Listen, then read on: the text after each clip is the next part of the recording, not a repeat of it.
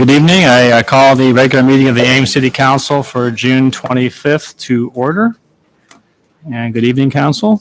You're going to go right into consent agenda. And under item number 19, staff has requested to pull that. Apparently, we do not have a signed agreement yet, so that's pulled. Does Council wish to pull anything else? Mayor, I'd like to pull item 12. Are we still doing motions on that? Nope. Item 12, all right. Anything else? Hearing none, entertain a motion to approve consent agenda. Chris, you there? Hello? All right, very good. Councilman Nelson's on the line tonight. So entertain a motion to approve consent agenda less item 12 and 19. Move consent. Second. All right, roll call, please. Becher. Aye. Martin. Aye. Gardner. Aye. Nelson. Aye. B. Hanson. Aye. Corriero. Aye. Hey, Gloria? So I didn't pull this item because of the general staff report. I pulled it because of the note from the Ames Bicycle Coalition, which appears in their memo as a few additional comments, number 1, which actually addresses the potential for putting in a bike box at a different location. Okay.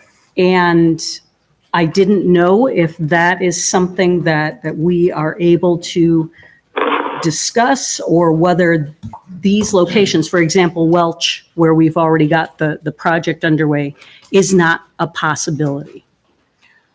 Well, obviously, I think if council has a specific location you want us to evaluate, we can certainly do that. I would say another item that was on the consent agenda tonight was the professional services for the long-range transportation plan. I really think that would probably be the best place to really drill down, because you're going to have the whole bike network, on-street, off-street. And if there are other locations that we really need to look more critically at and do evaluations, that would be a great process to look at where we would put bike box. I think especially the Clark Street one, it was both an area where we're concerned about bikes and cars interacting, but it was also a project of opportunity. Whereas I think in the long range plan, we could evolve and go from that, maybe the experience we had there, and go and have I suppose maybe more defined criteria about when we use bike boxes, where we don't use them. Because I think they're very high level treatment. They provide a lot of safety, but they're also a very expensive one for as far as markings go. So I think we probably should make sure we're really putting them in the right locations along critical routes. So I think that process would be the best to have a more comprehensive look at it. But certainly, I mean, not tonight necessarily, but if there's other specific intersections, I can work. The staff can work with the Ames Bicycle Coalition and do a study or look at a specific location if we need to. You were thinking more of an experiment is to look at it and see how it works. I was curious. I don't know what kind of data, if any, we actually collected from Clark, but having another place where we're actually collecting the data in a location where we know that there are bicyclists, quite a few of them, and that we also have pedestrian and vehicles involved other than bicycles. Well, I think that's what I was getting at with the long range plan. We could work with our consultant and start to look at maybe more specific thresholds about where we would have as far as bikes and car interactions. Because kind of regardless if we do a count and look at the data, I don't think we have kind of a consensus about what thresholds you trigger the bike box treatment versus a separated bike lane. And we can build from things like the complete street plan. We can build and add more detail during the long range plan. And so if we were to do that, are we then missing the potential opportunity to do a box at Welch? Let's say that the consultants say, hey, we really think that this is a good idea, and we've got the delay now on the Welch Avenue project. Would we be missing that opportunity to save some money on an expensive treatment? Well, I don't think so. The good thing about it is it's just paint. Mm-hmm. So really we could go back, obviously maybe if there's a larger project and we can get some economies of scale to do paint, but we can always go back and retrofit a bike box in a location. So I would hesitate to think that we're missing this big opportunity, especially if we had really more defined criteria of when we use it and when we don't use it. We can always go back and paint again. Thank you. Okay. I don't know if anyone else had any other questions about this item. Move approval of item 12. Second. Okay. Discussion? Roll call. Martin. Aye. Burton. Aye. Nelson. Aye. Dean Hanson. Aye. Sawyer. Aye. Fletcher. Aye. Thank you. All right, moving to public forum. This is time set aside for people to address council on any item which is not on the agenda. And we'll declare a public forum open, and I have one card, and that's from Alex Yakovitz. Alex? If you could limit your comments to 4 minutes or less, I'd appreciate it. Thank you. Introduce yourself and your address, please. My name Alex Jakobson. I live on 334 South Dell. I come to speak about the PD behavioral. How PD, in my opinion, protects some people from local government, prevent getting answer. So specifically from school district. Again, it's not about school district. It's about PD behavioral and how district use city source like PD. I bring few examples. Like child with disability in February was beaten up by another student in the morning. Girl tried to protect him, beaten up, either physical assaulted. Driver did nothing. Allowed to student come back after same things again. Same time child who told speak next to the driver and told Christmas break better to call winter break because other people celebrating this period, asked to get out from the bus. So and PD instead of to understand what's happened, they I can say threat the parent who tried to understand what's happened and prevent us the questions. So another subject is it's about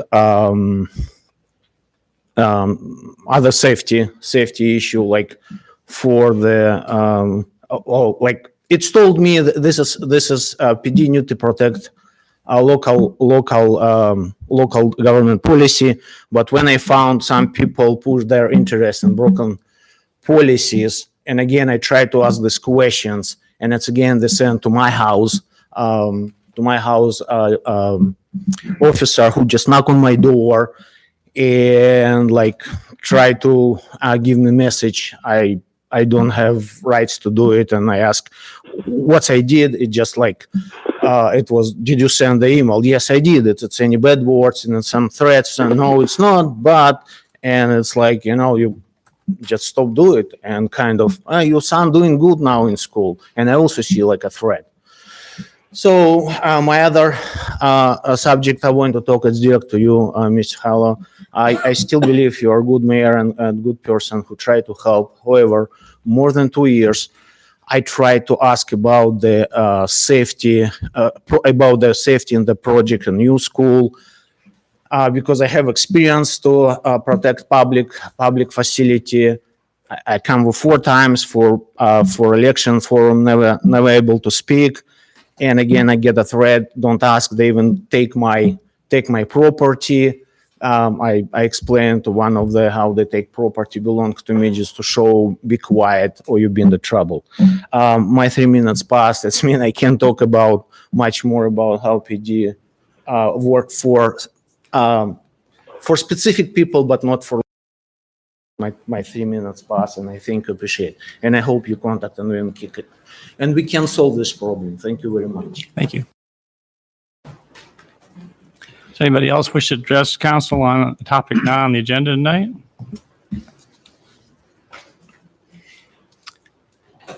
Seeing none, we'll close public forum. Move on to item 39 under administration, staff report regarding community internet improvements. Brian? Thank you, Mayor, Mayor and council members. Since November, staff has been investigating 5 issues the council has identified related to internet service in the community. I'm not going to talk about all of these tonight, although they're contained in the report, and I'm happy to answer any questions you might have about them. But I want to focus the presentation tonight on the issues that are identified in the report as potential next steps for the council. The first one is related to the feasibility study for a municipally owned and operated internet utility and the factors that influence this decision. The second will be whether there's any further action that the council desires related to the existing internet providers and ways that we might work with them to improve the service in the community. And then the third item is what the council's desire is related to studying subdivision requirements for the installation of internet infrastructure and the next steps associated with that. So the first issue is related to the feasibility study and the potential new providers that are discussed in the report. I should mention that in preparing this staff report, we had conversations with 24 people representing 7 different internet service providers, plus some industry consultants and institutional partners. We gathered a lot of information about their interest in the Ames community, their services, their ability to serve the community. City staff has made it clear to each of them what the council's goals are related to internet service: improvements to availability, reliability, cost, speed, customer service, and policy. The existing providers all made outward expressions of interest to solve these issues. We made some headway in gathering serviceability data from Mediacom, and we had preliminary conversations with CenturyLink and ICS about their services. We also made offers to these current providers to share our public data regarding locations of easements and right-of-way, utility poles, where that infrastructure can help facilitate their deployment and better service to their customers. We also spoke with 3 providers that have infrastructure sitting just outside of Ames for fiber to the premises internet service. There are, I think, 2 key takeaways from these conversations with these adjacent providers. The first is that parts of Ames in the future could certainly be served by one or more of these providers as the community grows. We will, in the long term, likely grow into territories that they've already developed for fiber to the premises internet service. But at the moment, they are not able to serve within the Ames community to a large degree. The constraint for these providers that was communicated is really just the access to the necessary capital to invest in a significant infrastructure project. City staff also had 2 discussions about new providers entering the Ames market.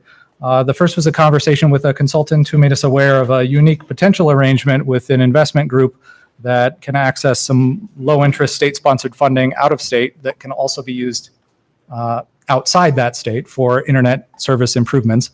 And with local assent, the city would basically partner with a private provider to build and operate a network.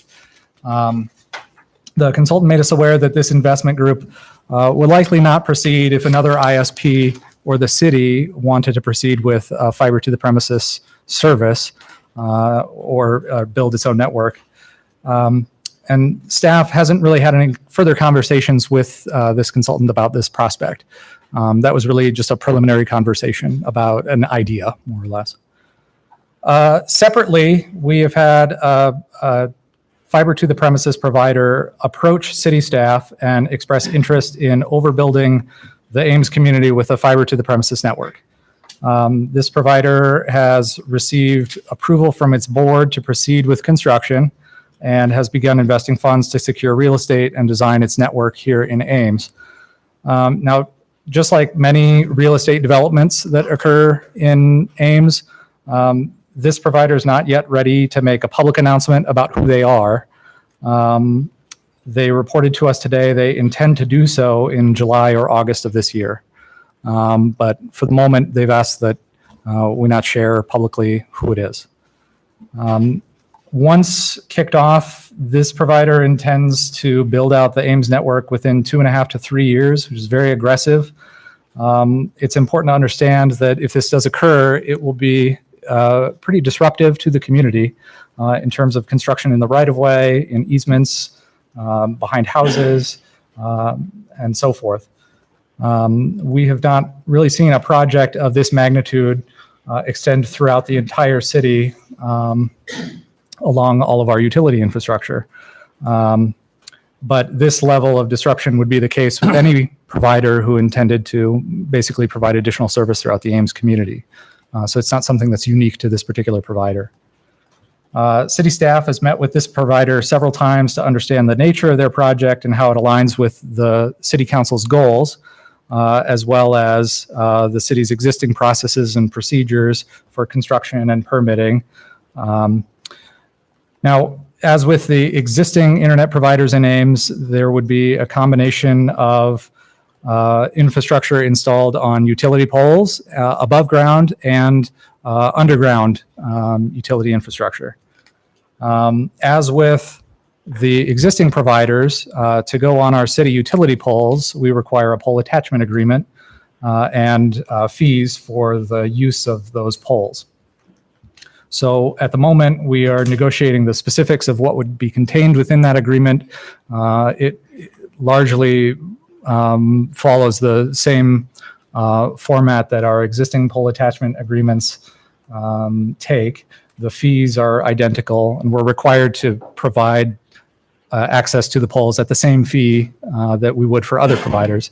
We're just taking this opportunity, since we haven't done a pole attachment agreement in a number of years, to review it and make some updates to the standard terms and conditions. And I should also mention, this type of agreement is the kind that would typically be approved by city staff. So it's not the kind of agreement that we would bring back to the city council. There is also the potential for some impacts on city operations if this provider follows through with its plans to develop in Ames. The city would have to invest some more staff time in reviewing the pole attachment applications. That would have an impact on the electric engineering staff, right-of-way permitting, and utility locates. The provider has expressed a willingness to discuss with the city about possible reimbursements for additional overtime and so forth related to locating utilities so that they can keep up with the schedule that they have planned and not be slowed down. So city staff is working on evaluating what it would take to absorb these increased demands on staff time and how we would manage that. I'd like to say overall, these conversations with this prospective provider have been positive and constructive conversations.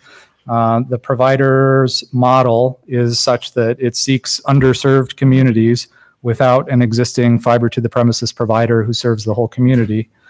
And its investors want to see the infrastructure go into the ground at a pretty rapid pace. This provider is built out in a number of cities across the U.S. in the past several years and has a number of projects going simultaneously.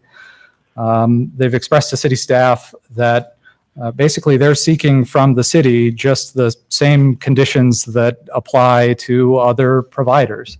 They are not seeking any particular incentives or benefits in order to come to Ames and provide service. In conversations with this internet service provider and a number of others, one of the things that's been made pretty clear to city staff is that fiber to the premises internet typically only works when one provider is providing it to that particular endpoint. There are not a lot of communities in the US, if any really, that have multiple providers serving the same address potentially, where you could say, I want this fiber to the premises provider or this one. It's generally monopolistic.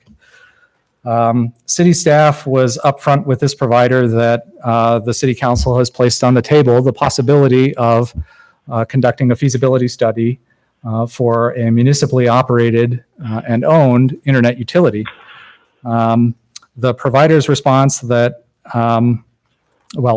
staff also inquired, what would this provider's response be if the city proceeded with initiating that process?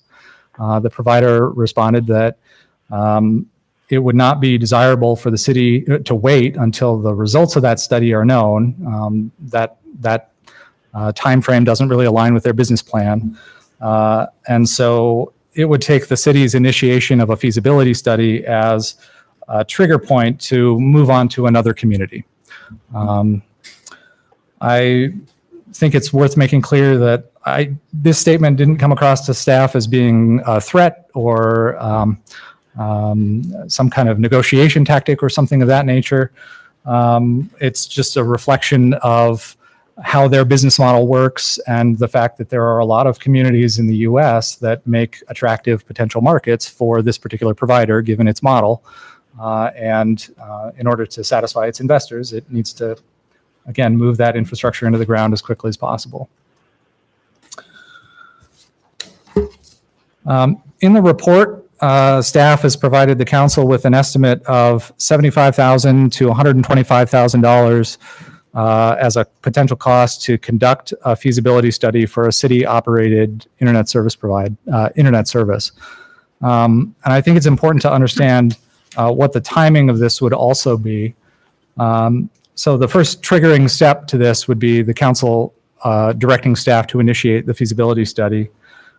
It would take a couple of months here this summer for city staff to develop the terms of the RFP and identify how it would be evaluated and what the criteria would be, and then also identify potential places to send it. It would take another few months to issue the RFP, have it out on the street for a reasonable period of time, and solicit responses. Then reviewing and selecting the vendor, negotiating a contract, and awarding it would take some additional time, which puts us probably into the late fall timeframe. The study itself, we would anticipate could be conducted over the winter. There would be follow-up questions and back and forth with city staff as we discuss the preliminary results and additional follow-up that we want to see. And then we would anticipate a presentation to the city council sometime in the spring of 2020. And that would be the first real significant decision point for the city council is to understand whether a city-operated internet utility would be feasible or not feasible, and what to do with that information. So assuming the report would indicate that it is feasible, then the city would need to proceed with a referendum to create the utility.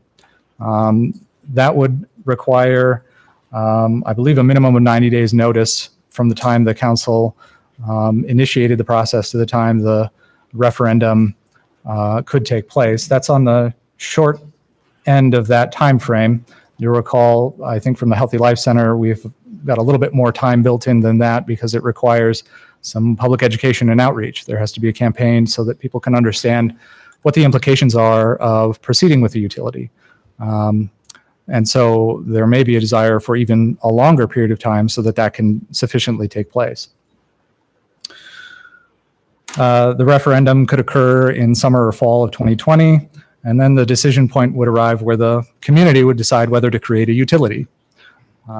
If a utility is created, then it falls back to the city council to proceed with financing and construction plans and hiring staff and contractors. And so we're probably looking at about a 2-year process, spring of 2021, before we would basically be at a point where a shovel could go in the ground and infrastructure could begin to be deployed. Beyond that, I don't know how long it would take us to actually construct such a network. I imagine that our process to do it would be different perhaps than the experience that this particular provider that we've spoken with has with this technology. So the action item that's in the report is for the council to decide either to do or not do a feasibility study at the moment. And the report outlines the consequences of these two particular actions, the benefits of each, the costs, the impacts on the control over the outcome of service. And I recognize that it's difficult to make decisions about what to do with this information, given the fact that you don't have any publicly available information about the particular internet service provider that has approached the city. and what kinds of service they provide and what their reputation is and how they would serve the community and solve the particular problems that you've identified a year ago. And so although the staff report identifies those two options to either do the feasibility study or not, I think there's also a third choice here potentially, which is to delay the decision regarding a feasibility study and invite this provider to come talk to the council about what its plans are. And staff could also do some due diligence, reference checking basically with other communities where the provider has operated to gather information about what this has done for their community and whether it solves the kinds of problems that the council here is interested in solving. Then the council, with that information, could decide what to do next. If it is not satisfied, it could certainly initiate the feasibility study at that point, or the council could choose not to. But in essence, the council would preserve its ability to play that card if it felt that that was the appropriate thing to do. So we think that option, it delays our decision-making about 2 months perhaps, or perhaps into this summer while we gather this information and invite the provider to come talk to you. The provider has expressed a willingness to come and do that, but wants to make sure that everything's lined up before it makes that public announcement. So I'll take a break here and answer any questions that you might have. And the other issues that are in the report, I think might make sense to deal with separately. Questions? Can I start? First, I think just as a reminder for the public here, this provider and their plans, first, making the public announcement in July or August, that's coming up pretty quickly. Mm-hmm. Do they need the city's permission to do any of this project? Well, the short answer is no, not really. The way our right-of-way and easement system works is that if you meet the criteria for providing service and you meet all of the requirements such as having insurance and so forth, then you file the correct paperwork, then you certainly can provide service to whomever you want. This provider, like others in the community, is asking for the use of certain city facilities, such as the utility pole infrastructure. That does require the city's approval, but as I mentioned, that's a staff approval, and this is pretty typical for. I don't think that there would be any reason not to allow that to occur. The provider also has to build a structure where the fiber would loop back to, but that's a pretty typical development-related situation. So unless they need something significant like rezoning or special use permit or so forth, then that is not something that would typically require city approval. So a new ISP wanting to provide service typically doesn't then need like some sort of big policy approval from the Correct. city. It's really more compliance. Correct. You mentioned talking to them about the council goals having to do with internet service. And I wonder, I mean, is there anything more you can tell us about those topics? There was availability, reliability, cost, of course, cost, speed, customer service, I think is really important, and policy. Does anything come to mind that you can tell us about that? So they've indicated that they're in the process right now of evaluating where they would provide service to, down to the micro level, house by house, essentially. And they've also indicated a willingness to share that information with us so that we can evaluate where those gaps are. We've talked before about how challenging it is where there are certain areas of the community where there are gaps, where there is either not choice among providers or there is not a provider able to provide the service that the resident wants. So they've indicated that they'd be willing to share that data so that we can understand where those gaps are in their particular deployment. And we'd be able to understand whether that solves that particular problem. They've not indicated that they will provide service to 100% of the community. They've indicated there still will be some areas of the community where it is not cost effective for them to provide service, where there might be one address on the end of a lane that it would require a customer contribution to provide service. We haven't gotten into a deep dive on all of the other elements. They've given us some marketing level information, I suppose, about the kinds of service levels they provide, their customer service philosophy, and the pricing and so forth for retail customers. But I'm not sure that I can evaluate that here and say whether that solves the council's goal or not. I think it would be those would be good topics to discuss with them if you were to take them up on the offer to invite them in and chat. Thanks.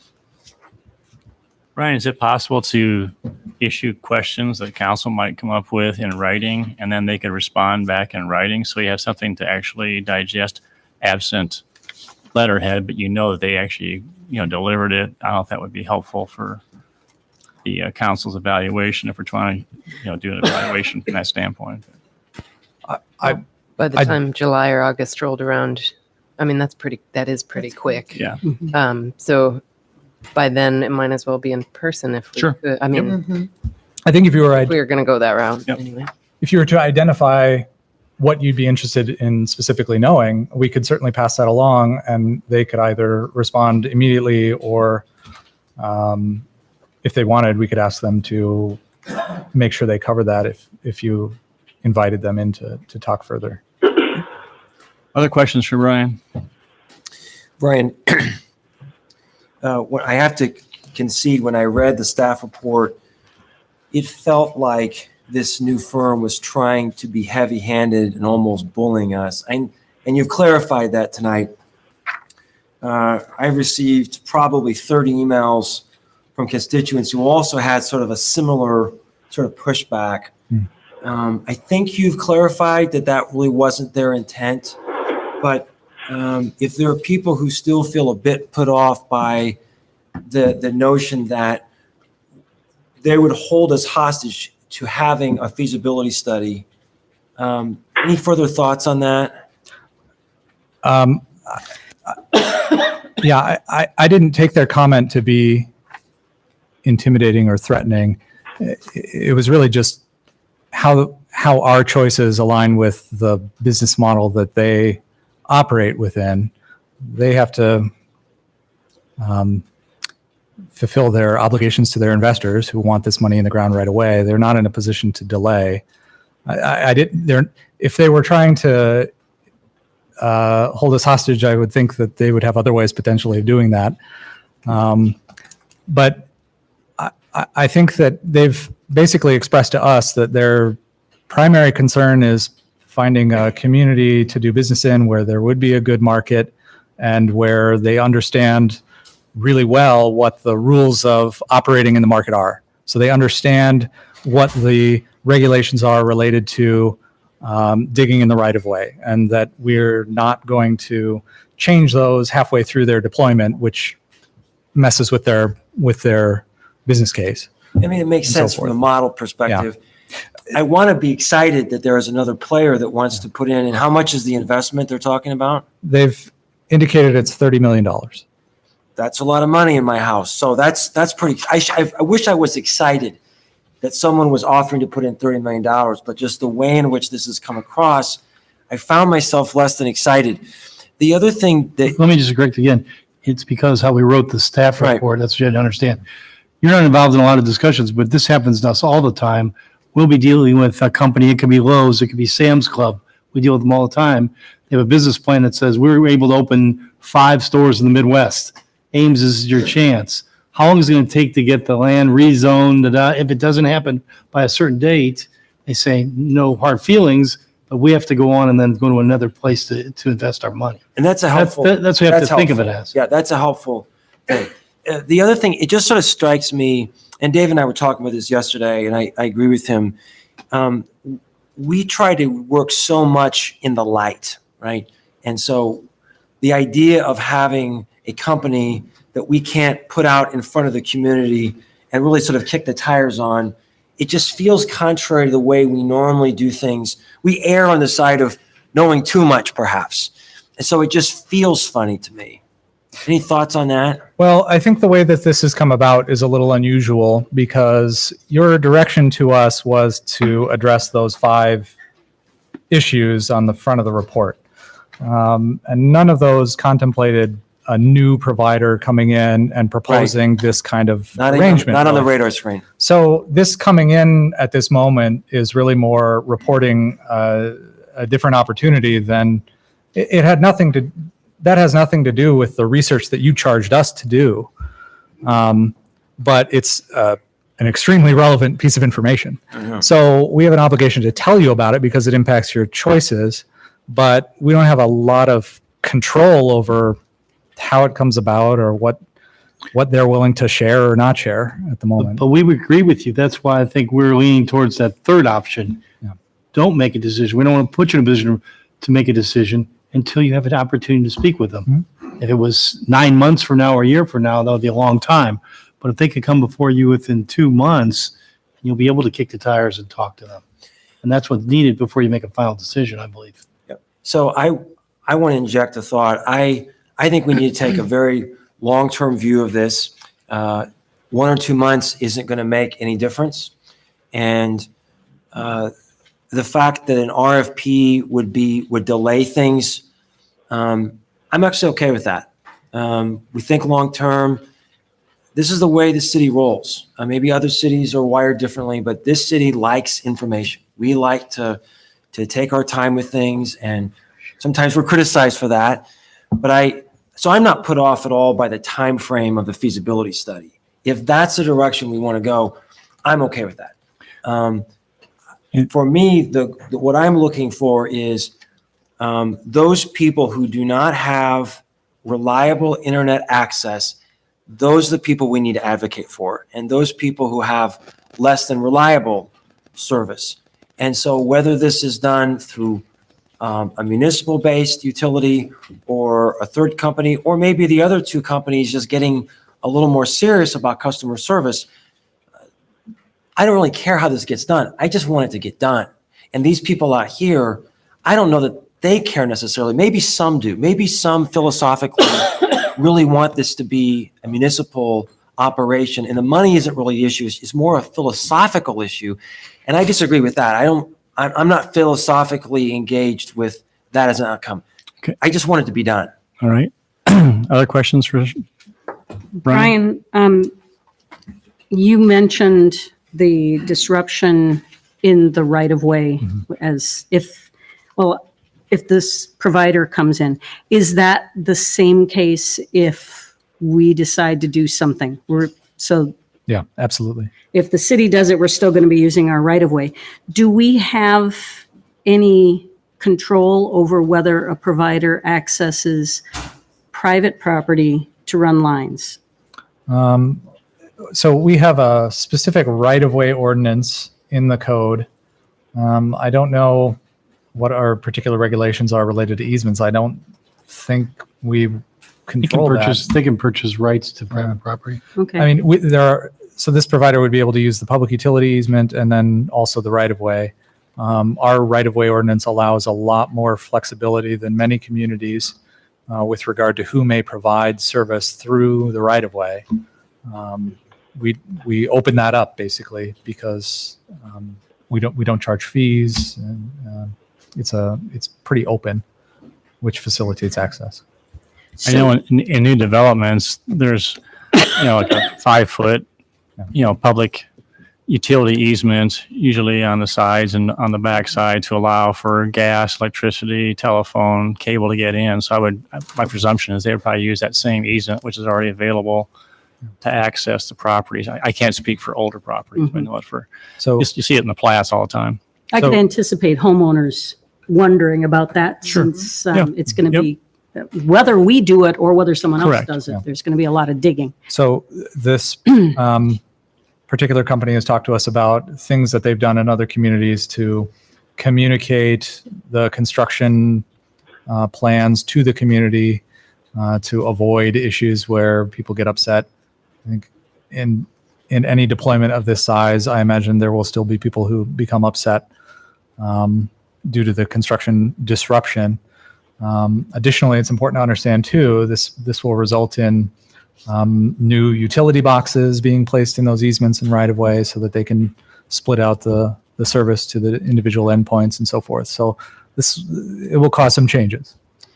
So this might be a question you can't answer, but you mentioned that this provider who's interested would be looking at doing some work underground, but also some work overhead. If the city were to engage in something like that, would we be planning to bury most of our lines? Or is it possible, again, that we're still going to have additional things on utility poles, additional cabling?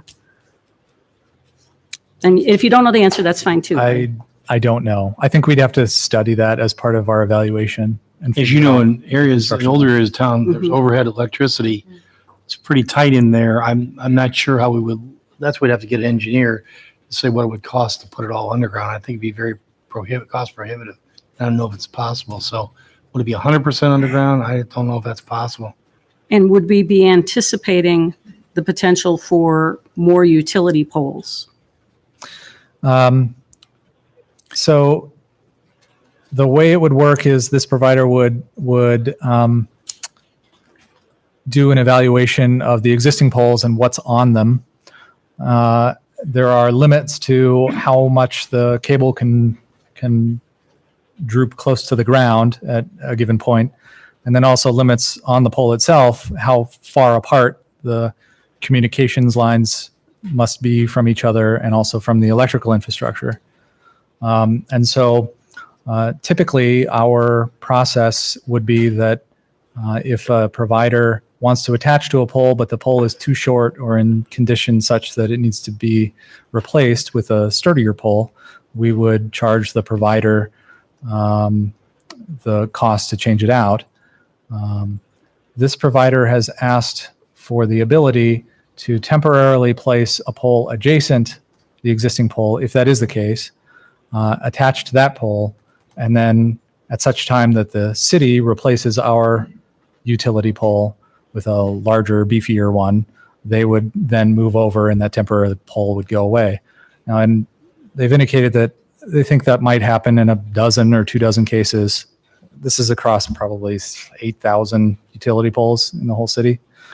And we would go out, we've talked with electric, we would go out and evaluate those poles and see if we could change them out a little bit more proactively to address that issue if it did arise, because we don't have a desire to clutter up that space long term with lots of poles.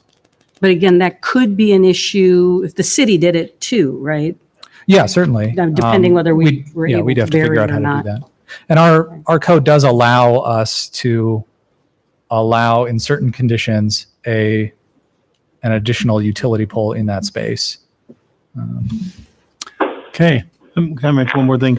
We talked about maybe having this one provider, but we had a lot of good discussion, and maybe when we come back, if it's August, if you want to, we would probably do it in a workshop setting where we get spend more time, and maybe we could invite some of the other providers to come back too, because some of them have ideas they're going to commit to upgrading their service levels as a result of some of these discussions.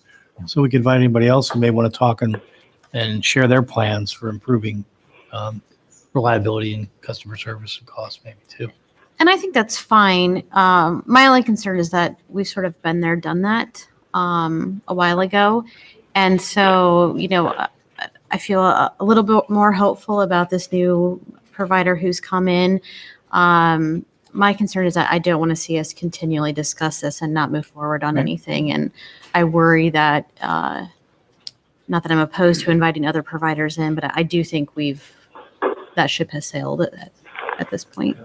Okay.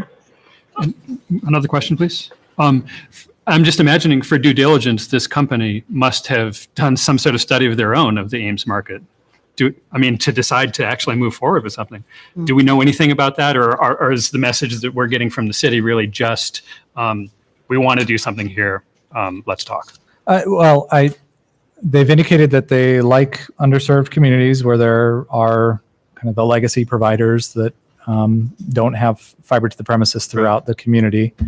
And they like the fact that this is a college community, that it's pretty well educated, that there would be a desire for internet service. They haven't shared the specific economic data that they've used to evaluate Ames, but those were the key points of interest. Thanks.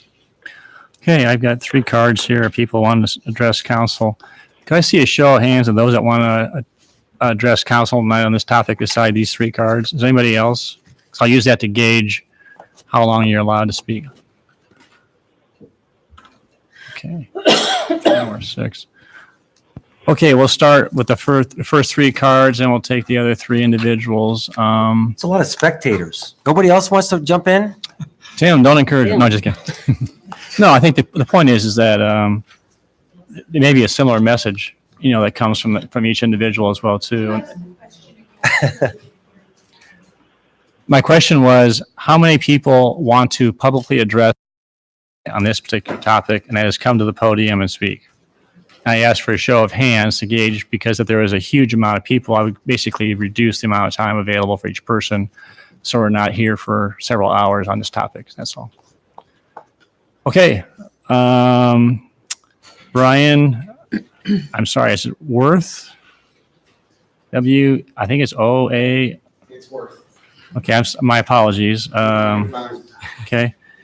And if you would limit your comments to 2.5 minutes, please. I will do my best. And your name and address, please, and then your time. My name is Brian Worth. I live at 3515 Emerald Drive, Ames, Iowa. So basically, I'm up here to kind of promote the idea of the feasibility study. I know that there were a lot of things discussed here and some good points. And when I saw the report, I was excited to hear that a new person was coming in as well. But definitely put off by the strong arm tactics. Even if it is part of their, way they have to move forward, it still brings about some concerns. The fact that they're not going to hit 100% of Ames is very concerning. So, Councilman Garten, you brought up this point of information, and I think it's a good idea for us to get together with that company and find out all we can about them, to really kick the tires and all that sort of thing. But on the other hand, we're not going to do that for the municipal internet. So we're just going to do it for them, but we're not going to kick the tires on the municipal internet. So you're just not giving it a fair share if you don't go for that feasibility study. And that's all it is. It's a feasibility study. We're just looking into it. And as you pointed out, the decision point is not at the feasibility study. It's after. It's after we've gathered the information. We've looked into things. We've decided. We've collected everything. We've made an informed decision. And this company doesn't want us to do that. That's pretty much what they've stated, is that they don't want us to kick the tires on the municipal internet, but we can do it for them. And so I think we need to give it that fair shake. And we need to pass that pass the feasibility study so that we can look into it. And I know that there's concerns about what if it comes back negative? What if it comes back that it's not possible? But I think everybody knows here that these companies are excited to come in. It's been done numerous places. And, I even looked into Wilson, North Carolina, that was mentioned in the previous report. I looked into that city. How are they doing? What's going on with them? And they're doing great. 2009, they passed this. They started moving on things. They are 50,000 population, so very similar to Ames. Lots of similarities there. They had, after 3 years, they were well on their way to paying off the loan without any taxpayer money. And if we want to service everybody in Ames, we might have to give some tax incentives or something to get these companies to move out to those things. That's going to be taxpayer dollars. The municipal internet has the strong potential to not cost us anything. A $30-50 million infrastructure project that could not cost the taxpayers any money. That gets paid off through the user fees. That's what all these other cities have done. With Yep. So anyway, that's just kind of my general thing, and I have a lot more information to share if you want to talk with me afterwards or be in contact with me. And we've always Yeah. talked about this, but feel free to, anyone can always email the council if you don't have enough time to speak tonight. Thank you. Thank you. David Brenner?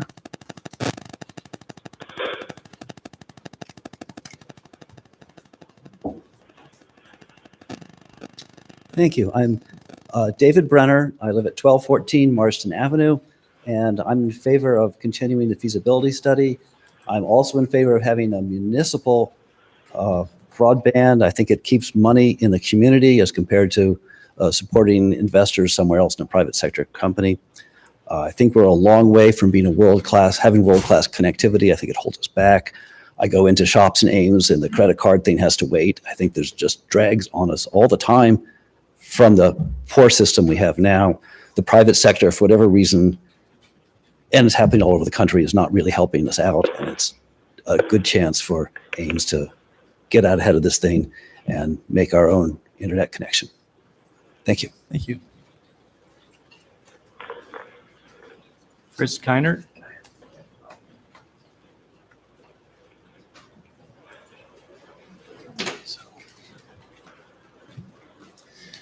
Hi, I'm Fritz Keinert. I live at 619 8th Street. And I'm very much in favor of exploring the possibility of a community-owned internet. Most of the discussion today has actually been about topics that don't interest me personally all that much. We do have an internet connection. We're not one of these people that don't have connection, and the speed is adequate for our purposes. But I've been a customer of both Mediacom and CenturyLink in the past for several years each time.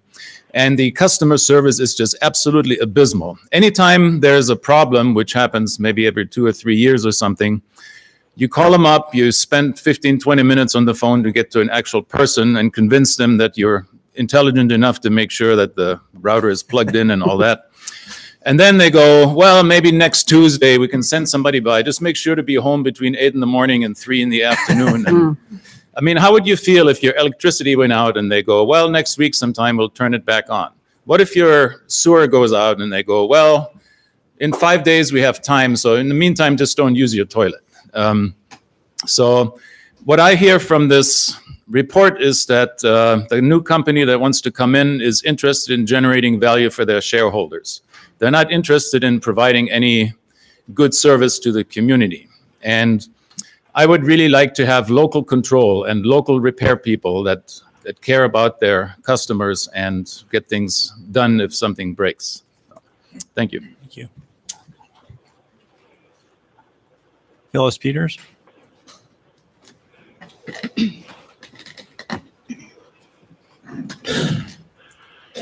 My name is Phyllis Peters. I live at 1311 Coolidge Drive. And I want to say that I am an employee of Mediacom. I've worked for Mediacom for maybe 10 or 12 years, but I've been a resident and a taxpayer here in Ames for 30 some years. And I do know something about this issue, even though I'm not a technology person. I'm a writer and a communications person on some corporate things. But it seems to me there's a lot of misinformation, especially in the terminology. When I go to the internet and look at Ogden Telephone, which has been touted in the report and in the discussions because it offers fiber to the home. If I live in Boone or Ogden, no matter where I live, the fastest speed I could get with fiber to the home would be 200 megs. It says so on the website. I have a screenshot of it in my folder. So they went around and took the backhoes into everybody's easements and yards, and they added fiber to the home in Boone, and they have speeds that are 200 megs. And this came a year or more after Mediacom offered 1 gig speed in Boone. So gigabit speed is 5 times faster than what the fiber to the home provides. So I would suggest it's kind of like Coca-Cola. Do you want it out of the bottle or do you want it out of the can? You really care about the product, right? So you ought to be agnostic to how it's delivered if you're getting faster speeds. And I believe Mediacom has consistently offered the fastest speeds because when we rolled out 1 gig speeds in 2017, we were the first internet service provider to do that widely. through all of our footprint, and Iowa was the first. So you're getting faster speeds with MediaCom. And to be sensitive to people my age and many of my friends who aren't streaming for 30 hours of content every week, so they're lower users of data, we have prices that are $24.99 and $29.99 for 60 meg service. So some of our high-end customers, and there are like about almost 15,000 in Iowa today using the gigabit speeds and getting, 3 terabits of data. But that's not everybody. That's not me, and that's not my friends. So a 60 meg plan at $24.99 is pretty affordable. And I don't know why there's a lot of old perceptions that seem to be part of this conversation. It takes a lot of investment, and MediaCom continues to invest, put fiber in the alleyways to take care of downtown, has built out to all the new developments south of Highway 30. And again, if you look at the output and get a little bit agnostic about what kind of a pipe you're bringing to your home, and look at the speed and talk to us. We have local employees who want to keep doing better, and I think we are. Thank you. Thank you. Chad Moore?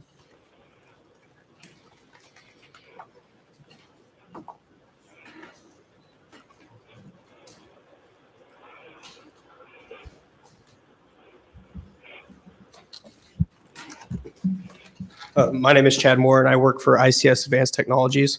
I was a part of the prelim meeting that my company had with the city. And in that meeting, you discussed, and also you mentioned it in the staff report here, the Development Review Committee. I just kind of wonder how, if there's a municipal internet, how that would affect those meetings going forward with kind of keeping all of the other internet providers in town kind of in the loop of developments going on. Shall I answer that?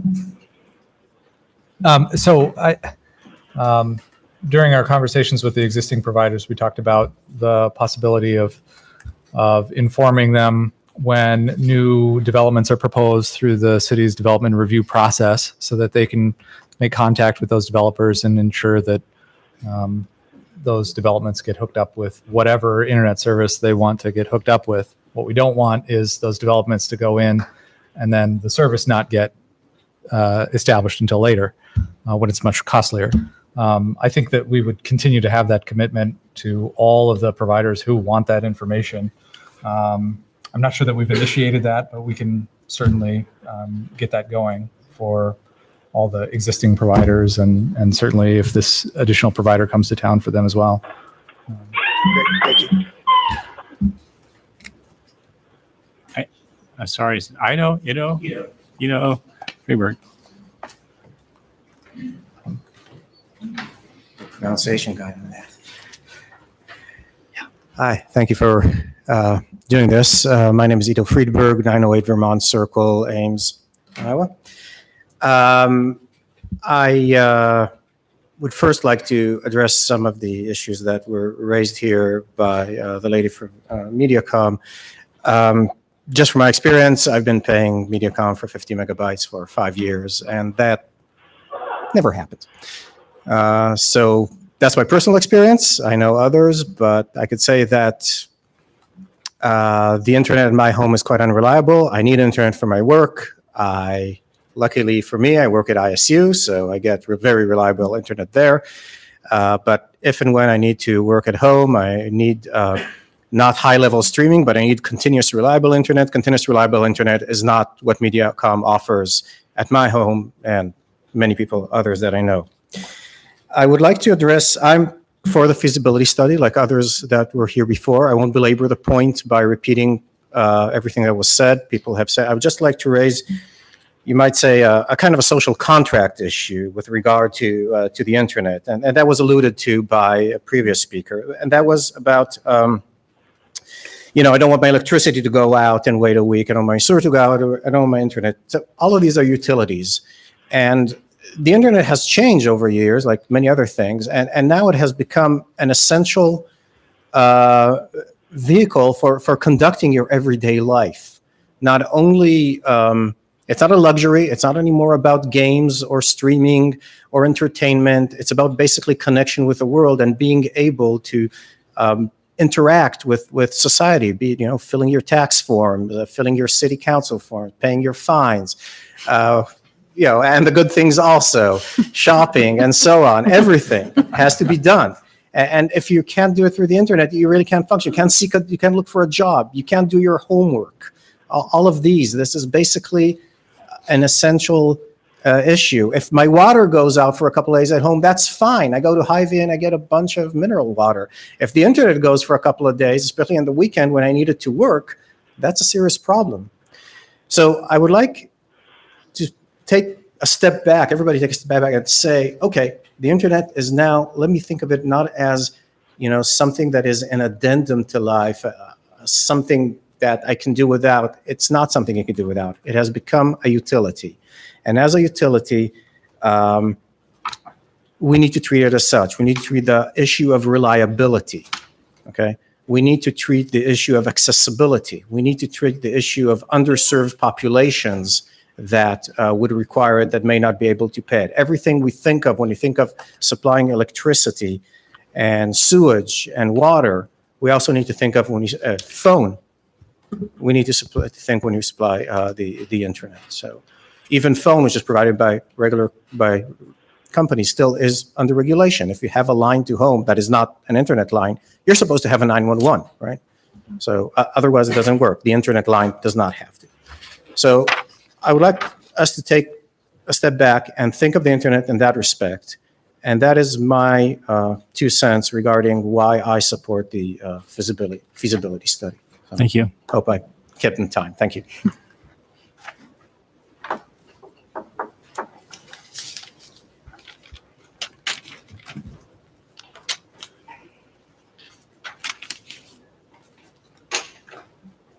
Good evening. My name is Bo Hicks. I've been up here before, 225 South Dayton. I'm the area director for MediaCom here in Ames. And I'm just here tonight. One, we met with Brian and Steve and appreciated the time to go over, and we took very seriously. And I know there wasn't a ton of mention in here in that, but that review that we spent 3 months, devoted one entire person for 3 months to going through every address in Ames manually to see if we provide service and why we don't if we don't. I will tell you that has put a plan of action in place. We do have lots of new construction going in here in Ames. There are still some addresses that are unserviceable without an owner contribution for several reasons. And I provided very specific information, MediaCom did, without the city signing an NDA, without any secrecy. And you can find that in your packet. And I also have more detailed information as well that shows you why those aren't serviceable and the different reasons of what it would take to make them serviceable. So we did look into that. I can tell you that we have the lowest service calls we've ever had. We had 46 service calls this past Friday and wrapped them up with our 44 local staff members here in town before the end of the day. Real quickly, we're not opposed to competition. We're ready for competition. We have 10 gig technology that's on the horizon. And perhaps a community like Ames will be one of those communities that sees that horizon quicker than others.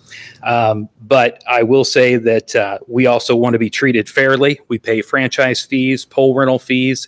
We provide the city channel over my shoulder, and we pay for the city studio here in town as well. Which happens to be in the CenturyLink building, which I always find very odd when we make that payment every month. And the other thing real quick, the subdivision code, I think that's very important no matter what route you guys take. And the one thing on here I did want to say, some of the developers apparently said that would perhaps help out a provider like ICS or MediaCom. And it would, but it would also make their ROI easier to achieve and lessen perhaps the length of their contract they would need to get the price that they want. So I still think that no matter which way you go, continuing to dive into that code change is something that we're interested in and happy to work with the city on. Thank you. Anybody else? Okay, close public comment. I'd like to make a motion. Okay. I would move to ask the staff to bring us a draft RFP for a wholesale and in the meantime, invite this new provider to present us with their plan and give us an opportunity to ask questions about it. Is there a second? I'll second. Discussion. So, David, am I correct? Is this a sort of a synthesis of option 3 that Brian gave us, of giving a little more time for the new company to come and talk, but then also moving forward with the draft RFP? Yes, and I said draft RFP because I want to allow time to speak to this this new party so that we can really figure out what's going on with them. But I don't think what we've heard really gives us leave to suspend our investigation altogether. I think that that we do have a responsibility to take this communications infrastructure very seriously. We have an opportunity now to investigate what it will take to do, whether it's in our reach or not, and what it could mean for Ames in the future. So I really don't want to abandon that. I don't think the evidence before us right now justifies walking away from that. But we have to face facts. There is another company that wants to build something. Sounds like they're going to start building very soon. We need to talk to them about it. We need to find out what it is that they're bringing to the table in Ames and how that affects our role. That's my thinking. So, Brian, to tease this out a bit, could you give us a sense of the scope of work involved in developing a draft RFP? And so, if, just to put my cards on the table, if this was a little project and you had something you could just tweak and modify and bring back, I'd say, yeah, that's great, no problem. But if this was something that was going to require a great deal of time, then I'm wondering if we have this next meeting in July or early August, then, and if we want to move forward with the RFP, are we really putting ourselves that much more in the hole by waiting until then to draft the RFP? I think it'd be helpful for us to set the table on what's involved on your end. So from a staff perspective, drafting the RFP would involve doing some research on other communities and how they've approached the RFP process. There are other communities that have been here before. I don't know if they've done this particular flavor of RFP where we're asking for wholesale and retail model study, but I'm sure we can figure that out. And then it's a matter of assembling the team that's going to evaluate it, talking through all the details for what we want in a response in order to evaluate it, and setting up all the criteria that it'll be evaluated against. I think we mentioned in the staff report, one of the criteria that we think is important is that that there be some independence among whoever is selected for providing the study. We want to ensure that it's not somebody who would have a stake in the final outcome of they would also do the consulting about the development of the infrastructure and the design and all those other aspects. We want to make sure it's purely somebody who's independent and can give us the correct answer about whether it's feasible or not and doesn't have an interest in the outcome. So I'm getting tired just listening to you, but can you give us a ballpark on the amount of time this would take? I get tired listening to it. But it does sound like a lot of work, and I'm just trying to understand: is it a little project or a big project? Can you? Well, we'll probably put together. We already had a team. We did put together an a team. internal team going, and It's kind of a medium-sized project. it's not a overwhelming task. It's not a 2-week task. I mean, it'll probably take us 2 months, let's say, of a team of 4 or 5. That's elapsed time, right? Not working every day. Yeah. Other questions or comments? If you want to do it next week, that'd be problematic. If you'll let us take to the same amount of time, to about 2 months, I think we can put something together in that regard. So we could have both RFP and meet with the new provider at the same time? We wouldn't go over at the same time. We have it ready at the same time. I don't know if you want to do it at the same meeting. We'd be working on it. And I don't know what the reaction of the provider would be to this, but I was quite, Brian, on page 4 of the report, second paragraph, you have a bold type. Would that, would this motion essentially cause them to decide not to proceed with the project in Ames? Because it says that, quote, it would not proceed with the project in Ames if the city intended to proceed with a city operated utility. Now, is that, I mean, the point is that what kind of message is being sent? How is that framed in to the provider? I don't know. That's pretty important. I mean, that statement is a summary of staff's conversations with the provider. It's not we never floated this concept with them. So I don't know how they would Well, it respond. depends how you articulate it. I really, all you're doing is asking us to prepare something. You haven't made a decision to submit it. And I mean, the company have to understand it may be something we use if you're not happy with their presentation, right? It's not, Yeah, I mean, it's not a commitment to go ahead and do it. I don't think we're sending the message that we're, all in on municipal internet. We're moving forward. Our shovels, and what we're sending is that we can evaluate the decisions before us and do what's in the best interest of everyone. But we're not doing that quite yet. This is just. No, but I'm saying that's the message that we're sending, is that we're committed to collecting as much information as we possibly can. We're not saying that we're moving forward tomorrow. We're not even giving any indication that we want to do municipal internet. It's simply about data collection. So if the internet provider, this group said, will the council proceed with the study if they're satisfied with our approach? That becomes the big question. That becomes a toggle. I mean, the point is that if they come in and you ask them questions, and you say, boy, this is really going to be, this makes a lot of sense, but we're still going to we're still going to issue the RFP to them, that would send them a message that, That's a concern. Well, I mean, I think that would send a message, but I don't see how we can decide to avoid this issue before us right now, is because we can't ask them questions right now. We need an opportunity to ask them questions, and we can't just completely disable our own investigative technique because we're not able to ask them questions.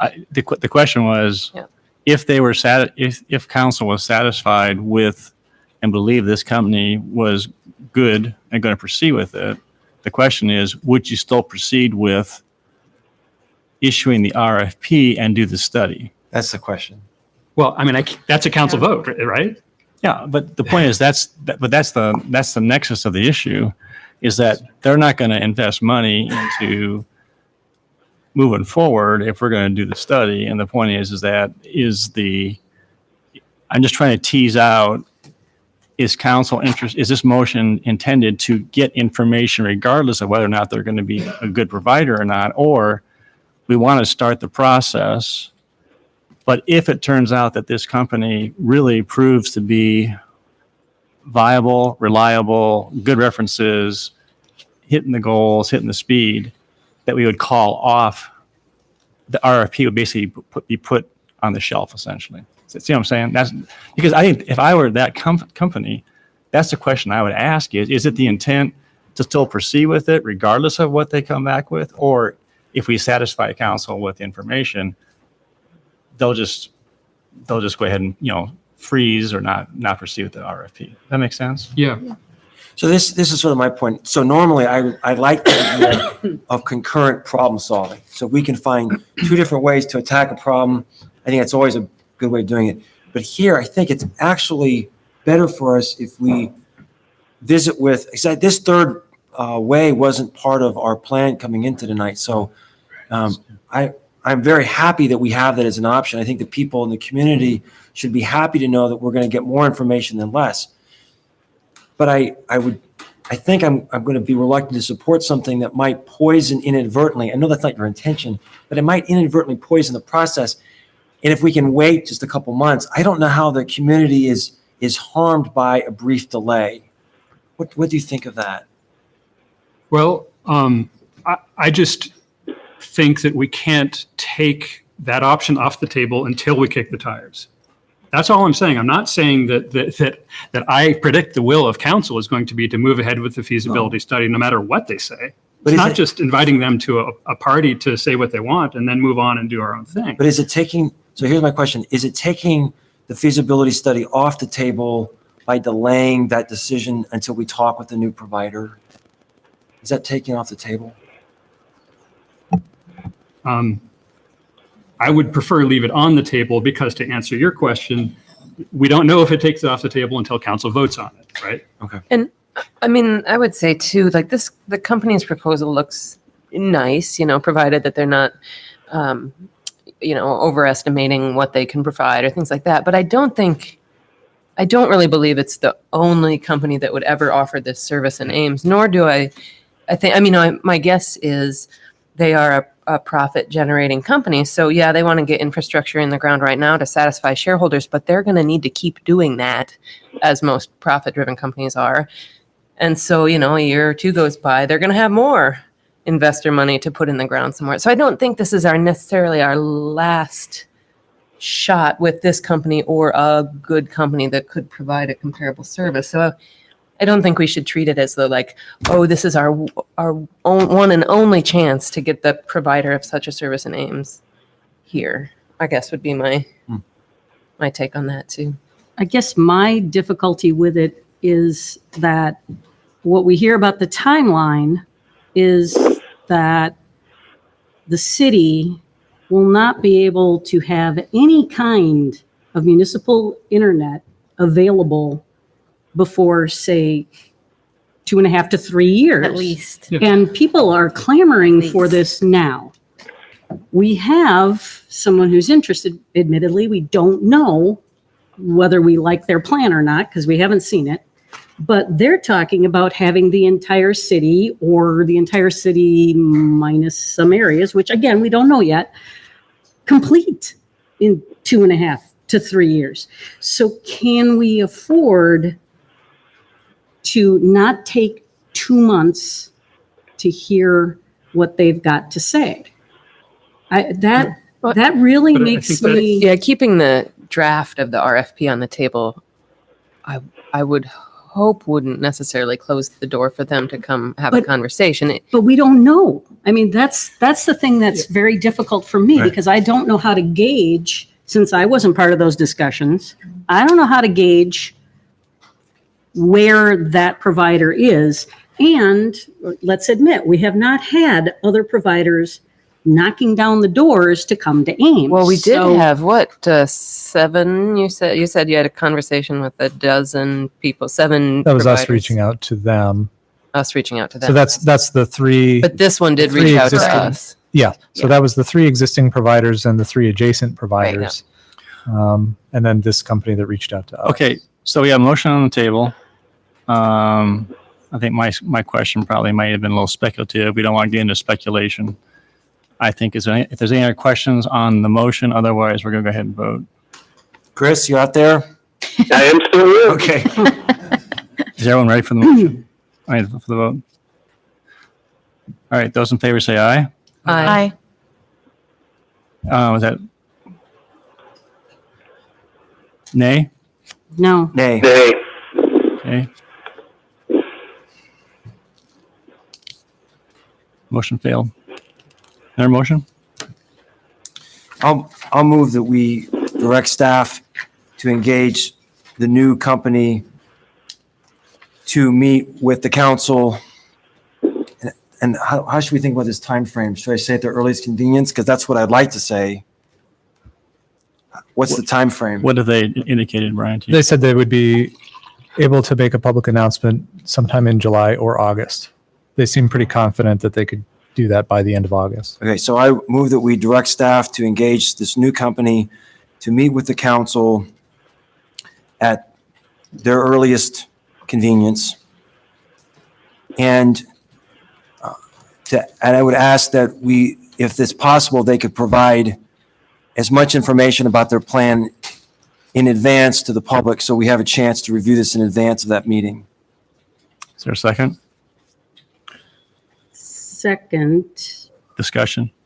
I'm wondering if you want to set the deadline as the end of August for this discussion, because waiting 2 months is one thing, but waiting 3 months or 4 months till it's convenient. I think that's fair. So, Friendly amendment? Friendly amendment, set the deadline at their earliest convenience or No at the later- latest, no later than the end of August. yes, I'll accept that friendly amendment. That's a very good suggestion. Thank you, Gloria. Discussion? So one other thought that I have is this, and Tim, I may have missed part of your motion, but in the meantime, can we also have staff find out more information from other communities where this particular provider might be operating?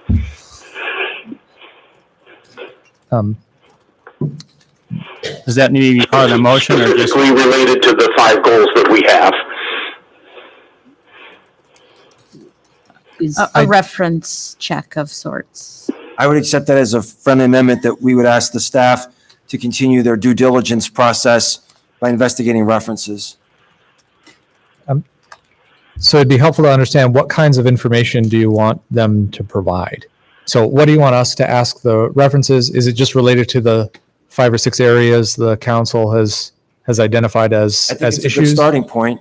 And then what kinds of instructions would you like the provider to have in terms of the information that it provides to you? So what kinds of things should they be prepared to respond to? We can instruct them. From my perspective, the reference calls to maybe the communities that they're operating in is maybe how the entrance of this provider changed the competitive landscape in that marketplace, and did it lead to improvements in towards the 5 goals that we have.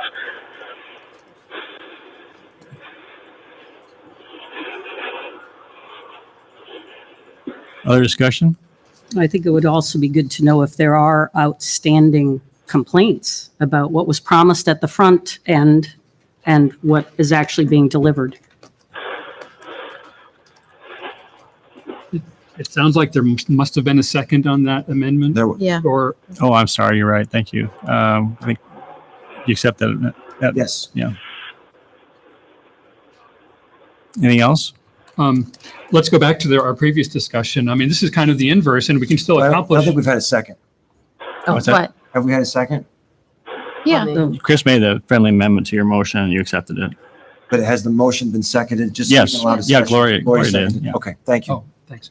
So just going back, this equips us in a similar way. It's just that the order of events is different. And I just want to verify with you that under this plan, if we go forward and we and we discover that there is still a compelling argument to launch a feasibility study, that that's something that we could enact at that point, right? Oh, absolutely. We're not precluding that possibility. No. Right? So I just want to keep that. I think to The- quote the what front Tim line. said, it's just you're trying to avoid any kind of poison pill or something that would be perceived by this company. Just say, okay, you company have said by July or August, you're going to come forward. Okay, so by the end of August, if we don't hear anything, we're going to go ahead and take up in September at our council meeting, this RFP and move forward essentially. The point is we're not interested in waiting around or have this, as city manager said, not going to wait for 9 months or something like that. We're not trying to idle around, but it's just our good faith to demonstrate that, all right, it's demonstrate what you got and let's go. One would presume they're watching this meeting tonight. And so If not, they can watch it on they can hot link it. they can download it, yeah. But That's right. Obviously we demonstrated tonight around the dais, we're not closing off the discussion of a feasibility study. And so I would hope they would come with their best plan to communicate to the city they're a serious contender for this. Otherwise, we move forward with the feasibility. Well, and to allow the citizens to hear from those providers what it is that they're planning to do. And I think that's the component that is missing in this right now. It's all behind the scenes and it needs to be out there. Yep. Okay. All right. Can I ask before we vote on this that I think I kind of agree with the way it ended up, but I'm a little confused as to what the wording of the motion is. I don't know if I can do this again. Can you help me out?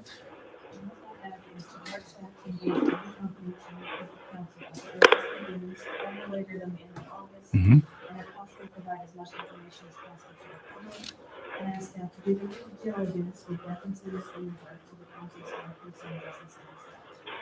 You nailed it. Very That's good. exactly right.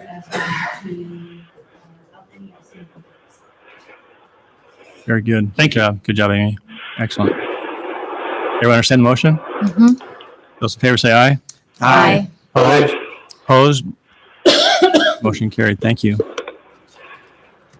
Okay, we have one more item on the, which Brian, you talked about, and that is the subdivision code changes. Well, So there's really two additional potential next steps here. In addition to what we just covered, the second issue that's in the staff report is, does the council want us to do anything further with the existing providers or the adjacent providers? Is there any further direction you have for us? Any further information you'd like us to gather, or ideas you'd like us to share, or things of that nature? Again, they might be updating their plans to provide better service. I think even written documentation to you would be helpful to know what else is happening. And just referencing Steve's earlier comment too, is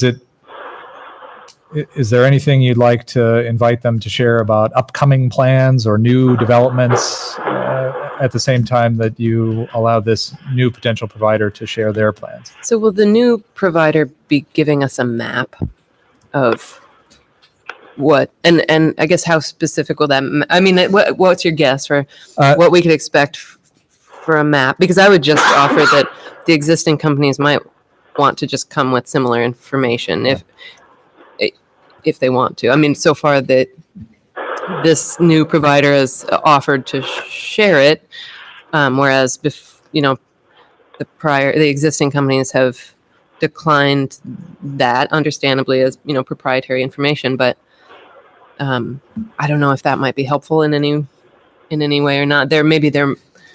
Maybe at least for the new providers, there are plans for new infrastructure that they're going to put down. But I mean, the map part is helpful as we're talking about what areas of town don't have access. I mean, without a map, it's really hard to wrap our minds around that, I think. Or, if we just talk in maybe percentages of addresses, even still, it's hard to wrap our minds around. So. Yeah, I would suspect the new provider has indicated they won't have that level of detail until probably November. But they did express a willingness to share that with the city so that we can understand better where those gaps might be. They didn't express any reservations about sharing it. I don't know if we will be able to get further detail from the existing providers. Sure. But we could certainly engage down the line in additional conversations with them about what can be done to address those gaps. I think that might be a conversation that we could have for a long time with various providers. Sure. What I found interesting, Brian, in your report on page 6, it said that you polled other cities in Iowa and that staff in 1, 2, 3, 4, 5 different cities, none have adopted any requirements with respect to requiring conduit, being put in essentially to try and make, pathways. So the question is that we're already trying to deal with trying to keep the cost down on housing. So the question is that it seemed to me to be incumbent upon a provider a developer, if they want to provide that opportunity, that should be their responsibility. If they can choose to do that, and it'd be a selling point, it would seem. But that's, if others are not doing it and they're getting the service run to the houses, I guess where do you draw the line? So, but that's your question: is do we want to pursue anything? Does council want to look into adding in the subdivision code requirements the requirement to provide rough-in for a pathway for service into the house, correct? Right. So that's the third area that we could use some further direction on, whether you'd like us to pursue studying that issue more, or if you don't think that that's viable. We've had some real preliminary conversations with developers about how they secure internet service for their new developments. Basically, they'll work with whichever of the existing providers will put it in at no cost to the developer, to the property developer, or the lower cost. So I think with this particular issue, we do have some questions about, are we taking a cost that would normally be borne by the internet provider and shifting that to the real estate, which is then absorbed by the property owner? It may be a more efficient way or time to get that infrastructure in the ground. But it sounds like the developers are arranging for some kind of internet infrastructure now and moving forward. The biggest questions we have about this particular idea, even though there aren't other cities that we can identify that are doing it right now, we think we could potentially gather information about cities outside of Iowa, and maybe there's something to dig up there. But the real big questions are, if we require this kind of infrastructure at the time of subdivision, so basically a multi-duct conduit, so that any internet provider who provides service above a certain particular level can run their cable through it. This is a little different than how we deal with other utilities required at the time of subdivision. So at the time of subdivision right now, we require the developer to put in things like the street and the storm sewer and the water lines and the sewer lines and so forth. And then they turn all that over to us. So the question is, would the conduit then become our property? And would we then have to manage the access to it and maintain it and so forth? Or would we try to basically require that this infrastructure go in, and the telecommunications companies have the ability to access to it, but they have no promise that we will maintain it in the future. So if it fails, it's up to them to figure out how to deal with it. We're not entirely sure how to make that work. So we would need to study a little bit more the feasibility of that, and again, talk a little bit more directly with the developers about what their thoughts are about this particular requirement.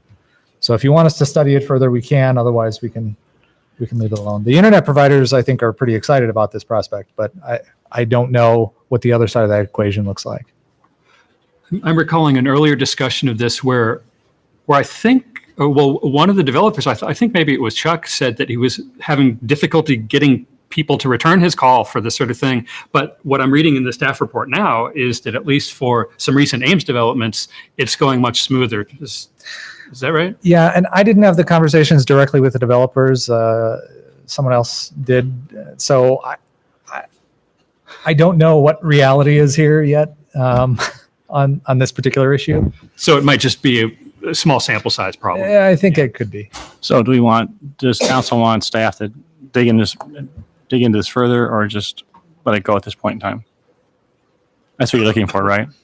Yeah, and this decision might also be influenced by the prospect of a new internet provider. If that occurs, then there's a third option to provide internet service, and maybe these kinds of issues we have where there's gaps in infrastructure in the future, maybe that is a problem that starts to correct itself in the future. I don't know. Not seeing any direction from council, so I think the answer is no at this point. Anything else that you need from us tonight, Brian? No. Council? Thank you very much.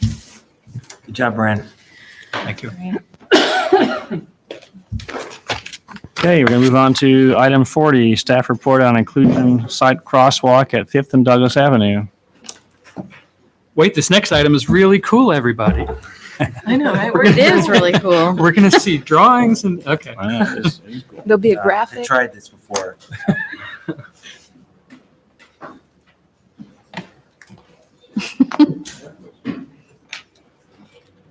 A few people are sticking around there. I'll go home and try to stream our meetings.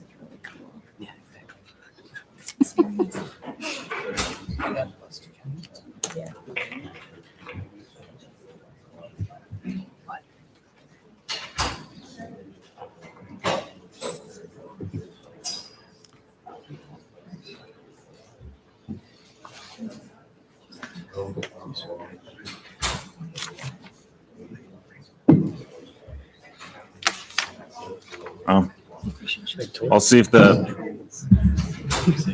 can get the projectors. There they go. Amazing. To come up. So this item, council asked a couple questions. I know there was an idea of putting an inclusion crosswalk at the intersection of 5th and Douglas along all four corners. And there was several designs that were submitted. Here's an example of what we're calling option 1 in the study. Maybe one thing I should back up real quick. The first question that we had was what, if any, regulatory questions were there related to doing this type of decorative crosswalk? I think council remembers we did a decorative intersection painting ordinance. We have that. So there is precedent for doing some sort of decorative on the street. Really, the only regulation that I could find that applies to this is that if we're going to do anything we call a crosswalk marking, we need to put the white lines on the outside. Obviously, things like the MUTCD don't go and elaborate into any decorative crossing. So all the designs that you see tonight include that white line for the crosswalk, and I think then we're in any kind of compliance that we need to be in. And then there was a couple of ideas thrown around in development of this staff report, whether or not we would do paint, which would be obviously the most inexpensive option, but it doesn't always last long. It's really dependent on traffic. The good thing about this location, other than maybe a Cyride route, it is pretty low volume. So anything we do here, I think, should last a pretty long time, especially since Cyride goes north to west on this intersection. So really the south and east sides may look brand new all year long, essentially. So really it's only the heavier turning movements. And then, so I did a comparison between standard road paint, which is the majority of what we have, and then thermoplastic, or another way that council maybe has seen that term is durable pavement markings. We mainly use them in town for symbols, just because they're easier to put down. They look sharper when they come as a preformed plastic symbol rather than trying to spray paint in a stencil. A lot can go wrong. Trust me, we've been there.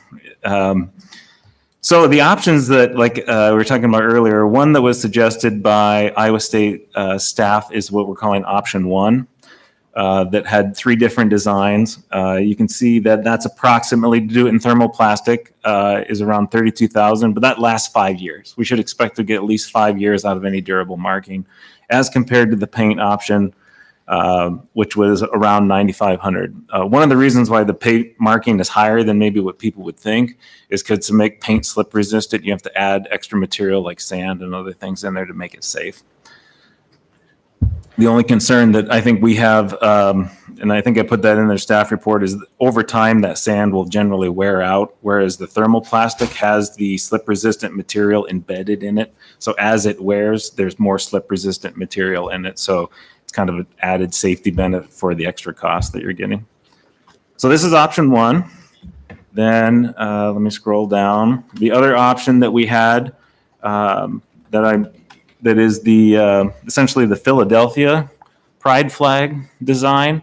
One of the reasons why it's bigger is because the material comes in 1 foot by 3 foot or 2 foot by 3 foot pieces.